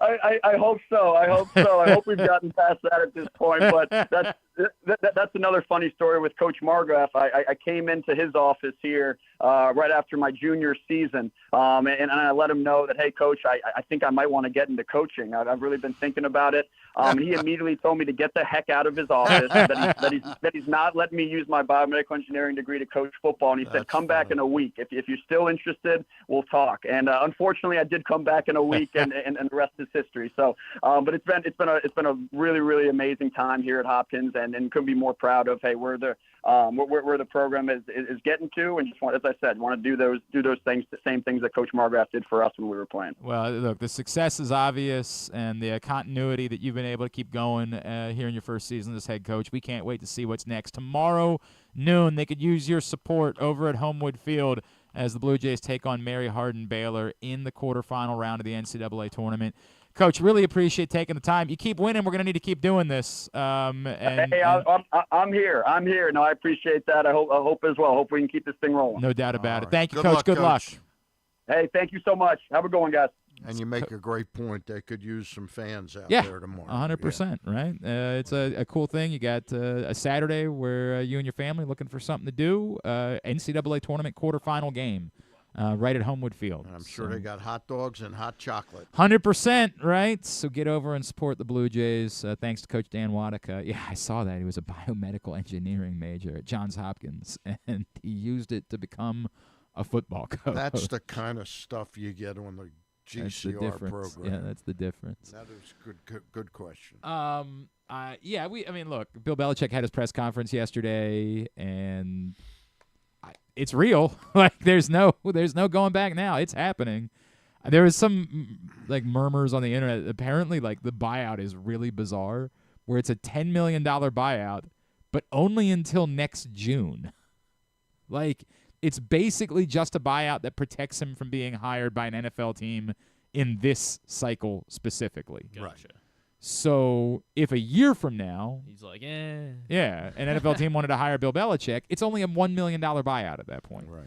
If for some reason, only $1 million, it would be insanity. I guess if for some reason in July somebody said, maybe we'll change coaches before the season begins, it would only be a $1 million buyout. But that was a really kind of weird thing that people noticed about the contract that he signed. Everybody wants an opt-out. Everybody wants an opt-out. I'll ask Rick Neuheisel about it in a minute. Yeah. I don't know how it's a really big deal because Bill Belichick did something, and Bill Belichick's famous, and he's a 6-time Super Bowl champion. I don't think there's a chance in hell that Bill Belichick can win a national championship at North Carolina. I respect Bill Belichick. I don't think there's a chance in hell that you can win a national championship at North Carolina. I mean, with the 12-team playoff now, I don't know. There's an outside chance of him getting in. I agree. It's the haves. I mean, who knows what it's going to be? Like, is it just get in, or is it going to be Oregon's going to run away with this thing? It's a nice thing to say. Look around college football. The challenge for him isn't whether he wins a championship. In my opinion, it's whether he can make them a really relevant I team. think the bar is, does he embarrass himself? Yeah. Right? Like, this is a risk that you're taking. Yeah. Not that it's going to change. He's a 6-time Super Bowl champion. He's the greatest coach in NFL history. He will always be that. But the same way that we make fun of the Wizards' years with Michael Jordan and we laugh about it, it doesn't change the fact that Michael Jordan's the greatest player to ever play. But we poke fun at it. Like, we do still have fun to this day with the fact that he wasn't Michael Jordan, even though, by the way, he was still pretty good. As good as any Wizards player. Like, I get that's a really low bar. He got wizardized. But like, we poke fun at it. That's the risk the only risk that Bill Belichick is taking is that, and he'll be gone because he's already in his 70s at this point. He takes the job. That 20 to 30 years down the road, we laugh about. Remember when Bill Belichick was the coach at North Carolina? Now he won't care because he's not going to be likely to be with us. 24-year-old girlfriend. He also has. He's got that. He's got to support. He's got that going for him. But that really is the bar. I know what you're trying to say about it, but there is no evidence of an outsider breaking through to win a championship in college football. It doesn't happen that way. The sport is not built to allow for it. It's the same reason why we're all thinking that Penn State's got an easy path to the semifinals, because no one actually believes that the others are going to win these games, that Boise State would actually beat Penn State. Now, I don't know that game, I don't think Penn State's all that good, so I actually think that a potential Penn State-Boise State game could be really interesting because I just don't know how good Penn State is. But until we see that that non-blue bloods are capable of winning championships in the playoff era, I'm not going to believe that it's possible because the sport just isn't set up for that. It still remains a have and have-not sport, and I know that the word is they're giving them a $20 million NIL budget, which is wild. Like where I know. I mean, so is basketball going to suck now? Like, what's I have a lot of. It is really interesting to me because there have already been some reports that like apparently they asked Michael Jordan to fund some of that, and he was like, "What? Like, what are you? What? You want me to fund it? No." So I don't know where that funding is coming from to up the NIL budget to $20 million, which is a crazy number. Like what is that? Like what is Alabama's NIL budget? It'd be in that range. Okay. It'd be in that. Probably a little bit. Which is why I think they do have a chance. Right? Like, yeah, but he wouldn't have come. He wouldn't have come. Reading that article on ESPN about his group that he was leaning on to make decisions and sort of look at the field. That's a pretty smart group of people that he was depending upon, and he would have never signed unless they made a commitment to him to at least ensure that he's not going to fall flat on his face. I that part again. That if that's where the bar is, I genuinely believe that they are going to set him up to be able to reach that bar. Yeah. But understanding in college football what it takes to become, Oregon is decades into their push to become a blue blood. Right. They still don't, as of this point, have a national championship to show for it. Right. Now, that might change this year, right. But if it does, it will be the culmination of a nearly 30-year push to move from also ran to national champion. That's how it's worked in college football. You don't just get to crash the party and win a national championship. Well, the NIL money changes maybe, that but there's still and his reputation and there's who he still brings in as his assistant. All of coach. those things matter, but you still also have to have buy-in from the community because that NIL money could be there one day. Yeah. But this is the wild, wild west, and players will walk in and say, you know what? I've decided that if you want me to play this week, you got to give me another $30,000. Right. And is the community there? Is someone there that he can turn to and say, dude, I need another $30,000 right now for this guy to play? And I guess it's going to be Mike Lombardi, who's going to be, which is another kind of crazy part about this, is that Lombardi's going to be his general manager for North Carolina football. Like that, it's the institution that goes beyond just the can you go get some players. And by the way, a lot of those players are already committed at this point. So you're spending that money on the transfer portal, which doesn't mean that you can't find guys in the transfer portal. But apparently Michigan's willing to spend $1 million to get Billy Edwards, which is wild to me. Oh, it's like the Deontay Johnson Steelers thing. Like they want to get inside secrets. No, they want him to apparently they want him to play because they don't want to start. They don't want to have to start Underwood as a freshman. Interesting. Which, I mean, yeah, they've shown they can win games without a quarterback already. So I mean. But that's where we are. Like Billy Edwards. Billy Edwards is saying, like, I can go get $1 million to play football. Yeah. I'm going to go get $1 million to play football. And if you're just going to end up wanting to play your freshman here anyway, then, I mean, whatever. I'll go take the $1 million to play football. And apparently Maryland made him Maryland actually made him a nice offer to stay. I mean, listen, but not $1 million. Yeah, good for Billy. Then I mean, not good $1 for Billy. He deserves it. I don't begrudge him that whatsoever. But I think we were all kind of assuming that Malik Washington wasn't coming to Maryland because he was sitting around and waiting all that long anyway. So that's where that is, and I think there's still a few names that are questions about the transfer portal in the University of Maryland. Stan, you're out of here? Yep. I'm gonna hop out. You got a show planned for next week, or to be determined? To be determined. All right. No question after the first of the year we'll be back on a regular basis. At Stan the Fan, as always, is how you follow him. Appreciate you coming in here and hanging out with us today. Thank you. Always as a pleasure, always. guys. Speaking of shows, Project Game Day returns this Sunday. Myself, Rita, Femi, maybe KZ. He's one of the many Ravens fans going up to the game, as Anita was talking about earlier. Stecca, the whole crew will be with you immediately following the game. PressBoxOnline.com/gameday. Come hang out with us. It's brought to you by the Governor's Challenge, Hartford Holidays, as well as Easy Pass and HelpMyGamblingProblem.org. Tidbit, Tubular, and Coach Rick Neuheisel when we come back in Glenn Clark Radio. The top high school basketball talent from across the country returns to the Wycomico Civic Center December 26th through 30th for the Governor's Challenge presented by Pohanka of Salisbury. Witness 5 full days of elite competition featuring over 140 high school basketball teams from 16 states plus Canada. Multiple top 10 teams and nationally ranked players will display their talents on the court. Don't miss the best experience in high school hoops. For tickets and info, visit govchallenge.org. Hey Baltimore, it's number 10, Arthur Millette, and I'm hoping you'll slot us in all season long for the Arthur Millette Show. We will be traveling around the region all season, giving you the chance to get to know me and my teammates. There will be some football talk and a lot more. You can watch this show live on PressBox's Facebook and YouTube pages and listen every Friday night on 105.7 The Fan. Find out more at PressBoxOnline.com/Millette. The Arthur Millette Show, the only show in town that's a work of art. Whether your focus is luxury and comfort, convenience and technologically advanced connectivity, or sporty performance and aggressive styling, we've got the perfect Highlander for you. Check out buyatoyota.com for deals on new Highlanders from your local Toyota dealer today.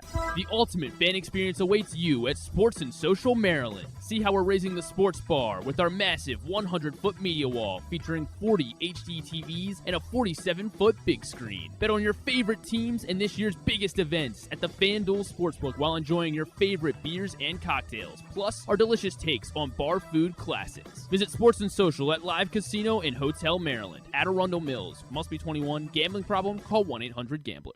The drug scene in Maryland is changing. Fentanyl and xylazine are being added to street drugs, and you may not even know it. Xylazine is not even intended for humans, and fentanyl is an opioid 50 times stronger than heroin, and contributed to over 80% of overdose deaths in our state. Anyone who uses drugs, even occasionally, is at risk of overdose. To learn more, visit stopoverdose.maryland.gov or call or text 988. Gambling can be a fun and entertaining experience, but there are risks involved. If you're planning on betting on the game at the casino or on your phone or computer, know your limit, stay within it. Set a budget and a time to stop. Remember, gambling isn't a financial solution, and it doesn't mix well with alcohol or drugs. Know the risks and have a plan before you begin gambling. For free and confidential services, call 1-800-GAMBLER 24/7 or go to helpmygamblingproblem.org. Driving in Maryland? Did you know an Easy Pass from DriveEasyMD.com can save you time and money? Of course you did, because you are a thrifty driver. An antenna reads your Easy Pass transponder and automatically deducts the toll from your Easy Pass account. There, you just saved money with Easy Pass, all without slowing or receiving a notice in the mail. Well done, thrifty driver, well done. Get your Easy Pass at DriveEasyMD.com. Visit Harford County this holiday season for a brand new event. You'll feel like you stepped into a holiday movie. Harford Holidays is overflowing with the spirit of the holiday season. You'll be amazed by the jaw-dropping light displays, thrilled by a visit to Santa's workshop, and have the holiday time of your life with sleigh rides, a special vendor village, s'mores-making stations, and so much more. It's a holiday light experience, new at Ripken Stadium, Fridays, Saturdays, and Sundays, December 6th through December 22nd. For ticket information, head to visitharford.com. You'll have the happiest holiday season ever. Contrary to what some people believe, I actually like this guy when he sleeps. Glenn Clark, talking sports. All right, back in here as we continue along on a Friday edition of GCR. Still to come, Rick Neuheisel will join us. We'll talk some Army-Navy with him. But before we do any of that, we need to get a tidbit. The top high school basketball talent from across the country once again returns to the Wycomico Civic Center December 26th through the 30th for the Governor's Challenge, presented by Pohanka and Salisbury. Witness 5 full days of elite competition featuring over 140 high school basketball teams from 16 states plus Canada. Multiple top 10 teams and nationally ranked players will display their talents on the court. Don't miss the best experience in high school hoops. For tickets and information, visit govchallenge.org. All right, what you got? Let's see. Where do we want to start here? So last night we talked about it on Tubular, obviously, but the UConn Notre Dame women's game went on. It was the Hannah Hidalgo was a rock star. 29th. It was the 29th matchup over the last 25 seasons that the two both faced off. Both ranked in the top 10 of the AP poll as well. More than double the amount of any top 10 meetings between any other women's college basketball teams over the last 25 seasons. And, Notre Dame was victorious. And with that win, Notre Dame has now won they've won 5 straight now against AP top 5 teams. They also have won all 5 by double digits as well. No other, over the last 10 years, no other D1 team, men or women's, has 5 straight double-digit wins against top 5 foes. Notre Dame does that. The last time it had happened, though, we had 5 straight wins. A team had 5 straight wins against top 5. Yeah, I definitely know this. It was. That's why I asked you. Maryland. No, it's not Maryland. It was. Yeah, it was a terrible game. Yeah. I don't know. The UConn women from 2013 to 2016, they won 15. Sorry, won 15 in a row. Wait, why would that make Maryland look bad? Well, because they weren't able to beat a top 5. Yeah, it's very. They should be able to do that. Okay. But yeah, the UConn women had 15 in a row. But that was during an era where it was almost comical that anybody else was even ranked. You're just like, look, it's one team and then everybody else. I saw this one. So Jamar Chase now after last weekend or Monday night, I guess, has more receiving touchdowns than 7 NFL teams have total receiving touchdowns on the season. 15 receiving touchdowns. We'll try to name the 7 teams that he has more receiving touchdowns than. Raiders. Yep. Raiders. Only 14. There is one. Wow, jeez. Raiders, 14. There are 4 teams that actually have only 14 receiving touchdowns on the season. I'll say the Chargers. Yeah, the Chargers. Just run the ball a lot. Yeah. Not anymore. They were. Now they can't run the ball. bad teams and teams that don't run the ball. Yeah. Run the ball. Yeah. The Jaguars. The Jaguars do have 13 receiving touchdowns. Less than Jamar Chase.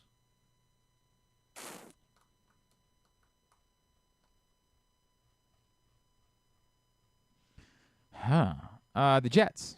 No, surprisingly, the Jets do not have less than 15. I don't know how many I should have. The Giants? Yes, the Giants are the only team with single-digit receiving touchdowns on the year. As KZ pointed out yesterday, Malik Neighbors hasn't caught a touchdown pass since week 2 or week 3. They have 8 on the year. So Jamar Chase almost double them. Yuck. Like, there's bad teams that I don't think it is. Like, I don't think it's the Cowboys. I think the Cowboys have reached that number. That would be a correct assumption. I'll still try the Panthers. Panthers are on there. 14 receiving touchdowns for the Carolina Panthers. The Titans? Not the Titans. That's a little surprising. Yeah, I guess just because Will Levis is always just unloading. I still need 2 more. Yeah. The Patriots? Patriots are on there, yeah. 13 tied with the Jags. And then there's one more, 14. So let's see. The Chargers were above 500. This team also above 500. Technically, and they would be in the playoffs if it started today. They would be in the playoffs if they started today. They're above 500. And yet they haven't thrown many touchdowns. The Commanders have thrown touchdowns. Not the Commanders. Would be in the playoffs. The Broncos? Not the Broncos. They would be in the playoffs if they started today. Seahawks? The Seahawks, yeah. Yes. Seahawks also have 14 receiving touchdowns, less than Jamar Chase. That's something. Yeah. That is something. I guess that can be it. All right, very good. We feel good. Then how about we get tubular? How about it? Have you ever thought of taking a cruise to these wonderful destinations with sunny skies and beautiful beaches? Well, wait no longer. We're ready for you to cruise from the Cruise Maryland Terminal. Have a little phrase that you can go from baggage to margarita in about 15 minutes. Choose fun with an array of destinations, onboard activities, entertainment, and world-class cuisine. Contact your travel agent and book your cruise today.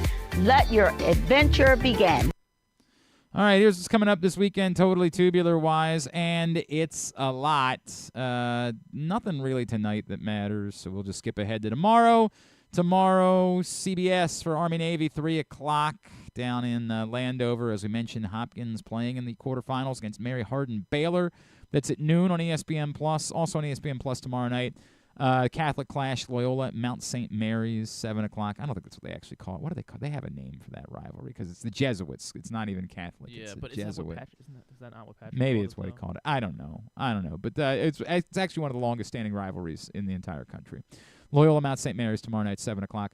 Coppins at Penn State tomorrow, 12:30 on Big Ten Network, so you can watch them on TV. Towson playing in the LeBron James Classic. Yeah, Mount St. Mary's website does say the Catholic Clash. But it's a the whole thing. 179th. Yeah, it's incredible. Towson Duquesne tomorrow at 6. That game in Akron, Ohio. I do not believe there is a TV broadcast. I know, or I saw that. A video streaming broadcast, which makes how you're signing up for a game like that in 2024, I do not understand. But Spiro will have the call over on TowsonTigers.com. Lot of hoops tomorrow. You can find that all at GlennClarkRadio.com. Of course, the Heisman Trophy ceremony tomorrow night at 8 o'clock on ESPN. Travis Hunter presumed to be the winner. 2 bowl games. Our bowl pick'em starts. So if you signed up but you have not gotten in, make sure you do it today before the bowl games begin tomorrow. Celebration Bowl, noon on ABC, Jackson State, South Carolina State. The Salute the Veterans Bowl at 9 on ESPN, South Alabama and Western Michigan. NBA Cup, hell yeah! The semifinals from Vegas are tomorrow. Go Bucks. Yeah, I don't care for a game. Sure, why not? As long as they lose. Well, your team is still alive. That's why. I know, but for a game, they can win. I don't care who wins that game Well, tomorrow. who do you think your Thunder have a better chance against? Who knows? It's nonsense. It's the NBA Cup. First semifinal at 4:30 on TNT, Hawks and Bucks, and then the marquee one, of course, because the Thunder involved, are on ABC tomorrow night against the Rockets at 8:30. Everything else for tomorrow, find at GlennClarkRadio.com. Sunday. Doubleheaders on both networks. Ravens-Giants at 1 on CBS. Meanwhile, Fox has Commanders-Saints locally. The 4:25 games on CBS, Bills-Lions, and on Fox, Steelers-Eagles. So worthy of having dueling doubleheaders. ESPN Plus on Sunday for Navy-Virginia Tech, that is, at noon. Morgan State is at home Sunday against Campbell at 2. And the Sunday night game is Packers-Seahawks at 8:20. Again, everything else, GlennClarkRadio.com. Anything non-sports-wise that's worthy of highlighting? Yeah, I think so. Let's see. It's the series finale of Blue Bloods tonight on CBS. That's what everyone can be watching. That Carry On movie on Netflix. They're tearing out Egerton and Jason Bateman, where it's the TSA agent thing on Christmas Eve. It looks pretty good. So that's on Netflix today. Joker 2, that is streaming now on HBO Max. So if anyone wants to check that out, I don't think anyone does. I think that everyone agreed that no. Wants to see just how horrible it is. It is now available for, well, it's not free, but you have to have Max. Conclave's on Peacock. If anybody wants to see that, well, I forget what the guy's name is in it. It looks solid. I don't know. And I'm trying to think. Not so much today. SNL tomorrow with Chris Rock. Musical guest will be Gracie Abrams. And did you mention the Saturday night main event? No. WWE special? That's right before on NBC. Can't miss that. So Camp Out on NBC tomorrow night after the Heisman announcements. Dune, a new episode of Dune on HBO Sunday night. Yellowstone as well Sunday night. Very good. Thanks today to Stan. Thanks also to Bo Smolka. Thanks to Anita Marks, Terry Hasseltine, Dan Wodicka. And you're about to hear from Rick Neuheisel. We'll get it all up in the greatest hits section of the Can You Take Me Higher tab at GlennClarkRadio.com. Tomorrow, the Bat Around. Stan and Zach Moore with you at 10. Same locations. Sunday for Project Game Day. Then we're back here on Monday. Griffin, you remind everybody about Live Casino and Hotel? Sure do. You're getting $7 in free slot play at Live Casino Hotel this season because every time the Baltimore's football teams or Washington's football teams score touchdowns during home games this season, Live Rewards members are getting $7 in free slot play. Have to have your Live Rewards card inserted correctly into the slot machine, any slot machine on the floor. And be actively playing as well to get your prize. But once those touchdowns score, $7 in free slot play. At Ronald Mills, must be 21. Please play responsibly. For help, visit mdgamblinghelp.org or call 1-800-GAMBLER. All right. Thanks to everybody at PressBox, all of our great sponsors and partners, including Visit Hartford Live Casino and Hotel, Cruise Maryland, Crown Trophy, Easy Pass, Royal Farms, HelpMyGamblingProblem.org, Costas Inn, The Governor's Challenge, MSAA, Baltimore Orioles, Maryland Sports, your local Toyota dealer, buyatoyota.com. Thanks to Griffin at Griffin_Bass. Follow us, Twitter, Instagram, and TikTok at Glenn Clark Radio. Have a great weekend. Go Navy, beat Army, go Ravens, go local hoops teams. Duke sucks. We wrap up today's show and the week by catching up with Rick Neuheisel, who I got to tell you, because you know we pre-recorded it, at the end, Rick made a mistake. I didn't even catch it, and I apologize. And he called Baltimore the Queen City, which, of course, is either Charlotte or Cincinnati. He immediately called us back. He was very upset. I screwed up. He apologizes ahead of time. He knows. He knows it's Charm City. He lived here. He understands that. Just made a mistake. So keep that in mind. Rick Neuheisel will wrap up the day. He is the great Rick Neuheisel, and he's back with us on GCR. Coach, it's Glenn. It's always great to chat with you. Thank you for taking the time for us. Glenn, it's a pleasure, and in particular because we get to talk about America's game. Yeah. I tell you what, I've been doing this for a long time now, and it is my favorite game every year. I know that's true. And you know, it's not the best football players that I'll have seen all year. It may not be the most competitive game, although the last 2 years would say otherwise. But the bottom line is, all that goes into this game and the feeling that you get when you watch the pomp and circumstance that begins this celebration of football and celebration of academies and the commitment these kids make is so overwhelmingly red, white, and blue. I just wish every American could get a dose of it, because I think we'd solve a lot of problems if everybody came in with the same attitude that you would have the day after watching these kids fight, scratch, and claw. Coach, we've rubbed elbows a couple times at Army-Navy games, and I talk a lot about, like, I almost get embarrassed by it because I talk about, like, the first time I ever went and sitting there in Philadelphia and taking in the scene and genuinely being moved to tears by it, right? Like, and I'm like, God, what is wrong with me? But It's what this game does to you, and having it all hit you in the moment, and how powerful this is, and how grateful you are for these young men. It really is unlike anything in sport. I sit there and they play the national anthem, and a couple of years ago, I think we were in New York at the Meadowlands, and Lee Greenwood's out there, and I'm proud to be an American. And you just are overwhelmed with this sense of patriotism, and we're like, these kids, some 18 years old, are making this decision that they're going to commit their lives in at least 5 years after their graduation to defending all that we take for granted. And it's like, okay, this is awesome. And then when the flyover happens, you look up there and you see the, millions, close to billions of dollars in what we have to defend our freedoms. You're going, we're on the right team here. Now let's get organized and let's get ourselves all back on the same page, because we got a great thing going here in this land of plenty. Coach, it's funny because you say they're not always the best football players, but yet ironically, right, this is one of the years where they're both really good football teams, Army and Navy. I guess the line when I was looking at it yesterday was sitting at 6.5, and I'm like, this is an Army-Navy game. Like, it's going to come down to the final possession, isn't it? Like, that's just the way this works, and particularly with both these teams being this good this season, I know Army's probably been a little bit better, but I would still expect this to be exactly what it's been for the last couple of years. Yeah, you take 6.5 points, and you start with that on the scoreboard, you feel like you're got house money. There's no question about it. The two teams are terrific. Let's talk a little football. Bryson Daly, the quarterback for Army, if he has 23 yards passing, which of course he will, he'll be the only third quarterback in Army history to have run for 900 and thrown for 900 in the same season. And he did it last year. He's one of the two that have done it before. So he's the first of a kind. He's got over 1,400 yards rushing.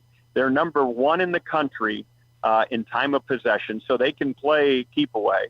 And their defense is a top 10 defense. So if you like complementary football where offense and defense play together, you've come to the right place. And how about this?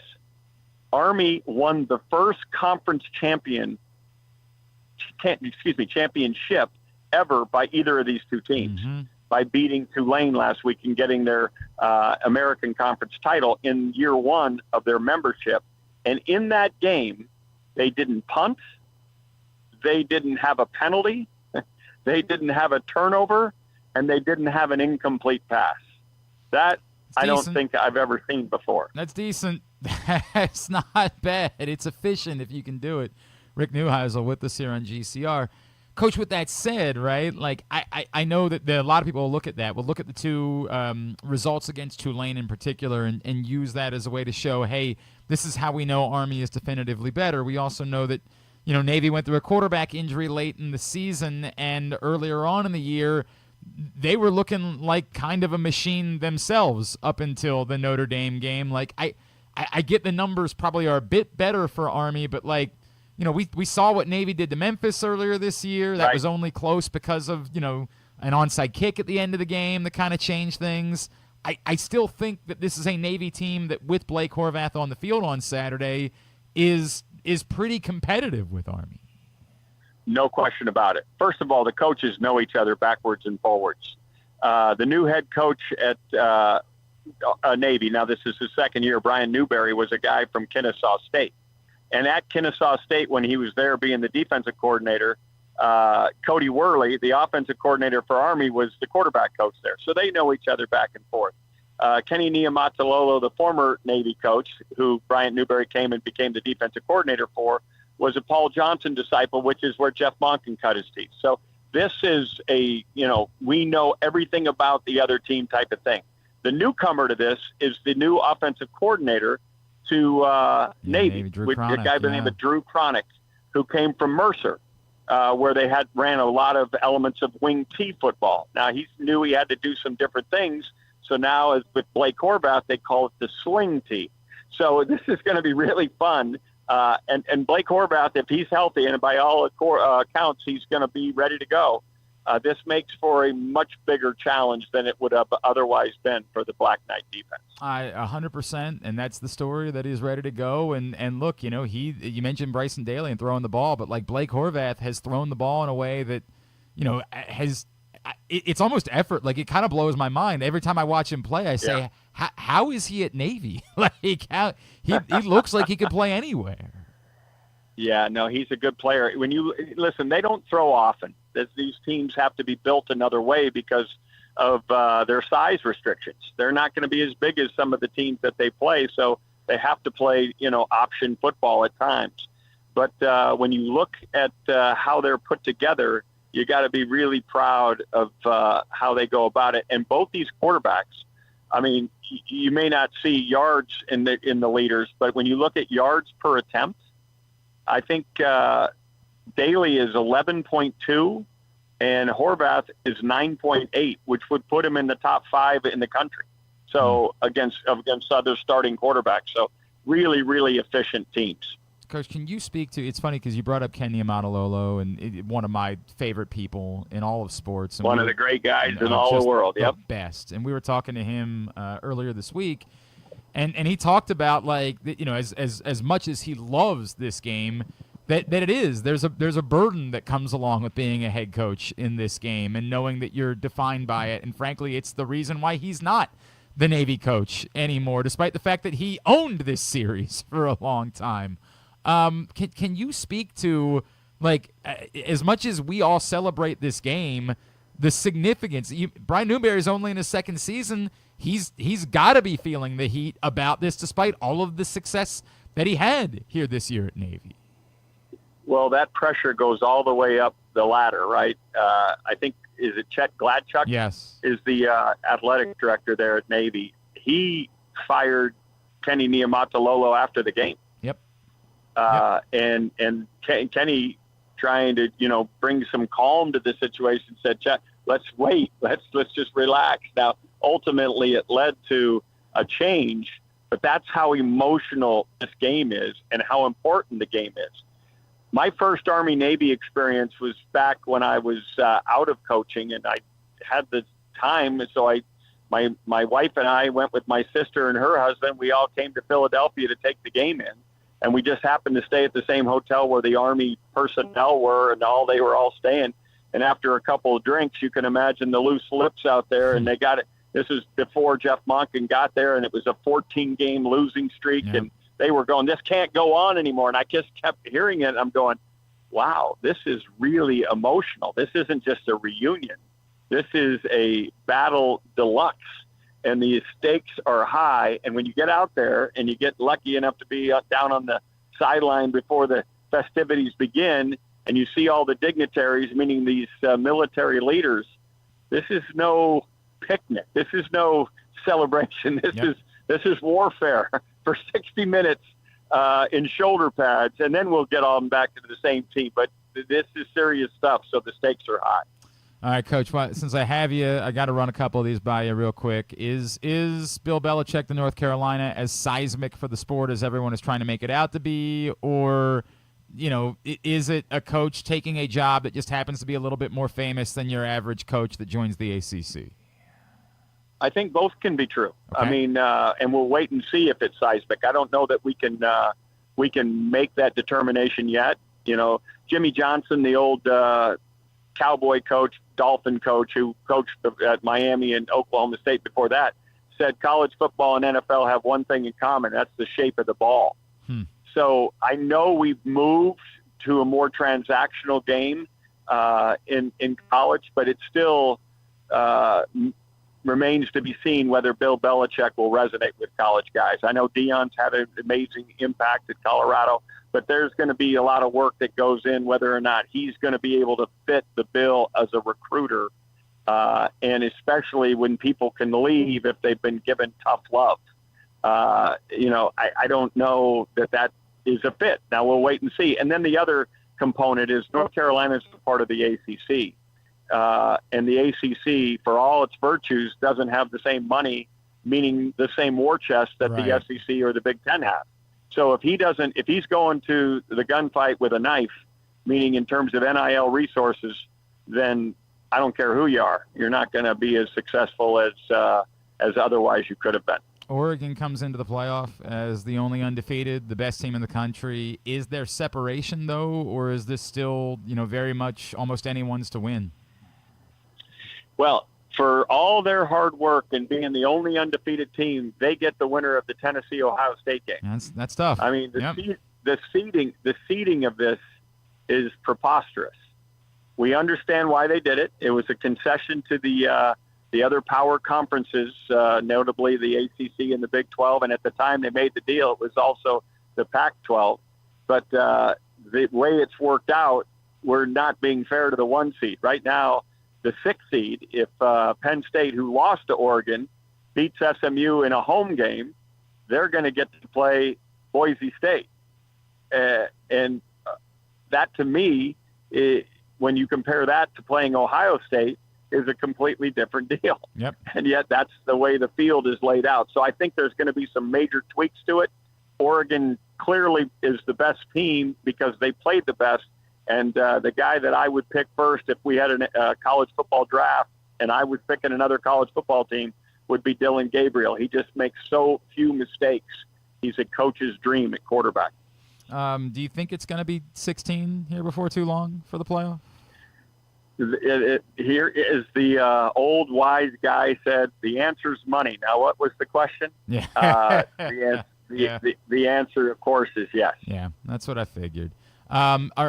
Is Travis Hunter the correct answer, by the way, for Saturday night? Like, is that? I feel like it's sort of kind of coalesced around it being the answer. Yeah, but, let me say it this way. I have no qualms with Travis Hunter winning a Heisman Trophy. He's a sensational player. But it isn't such a unicorn thing to be able to go out there and cover and then play on the other side of the ball when you're a gifted athlete. I guarantee you there's a number of wide receivers in college football right now who could go be great corners. They just didn't come into a situation where the head coach basically promised you that to get you to come to Jackson State and tell you that he's going to make you this unicorn because it hasn't been done. If we put a GPS on him and then measured how many miles he ran during the game because of the 130 plays and then measured an NBA player, it'd be very comparable. Very comparable as to how many they ran. It's just we haven't seen it before, so we're making it. But here's my final point. And this is why I would either go Dillon Gabriel, which I just told you would be my first choice, or I'd go Ashton Genty. This is supposed to be about being the MVP of your team and the most excellent college football player. If you're talking MVP, Shedeur Sanders is the MVP of the Colorado Buffaloes. Shedeur Sanders made this guy the great receiver. Not that he's not unbelievably gifted and he's going to be the second or third guy taken in the draft. But you know who's going to be first? Shedeur. And so with that being said, let's look at Ashton Genty because this also has a character piece to it too. Ashton Genty was a guy given one scholarship offer. He goes to Boise and runs for 1,400 yards last year. He is offered by every school in the country to come and be a part of their program, and lucrative offers all over the place from all the power schools. He says, I'm staying where they recruited me, and he takes Boise State to the number 3 seed in the college football playoff, and with nearly 2,500 yards.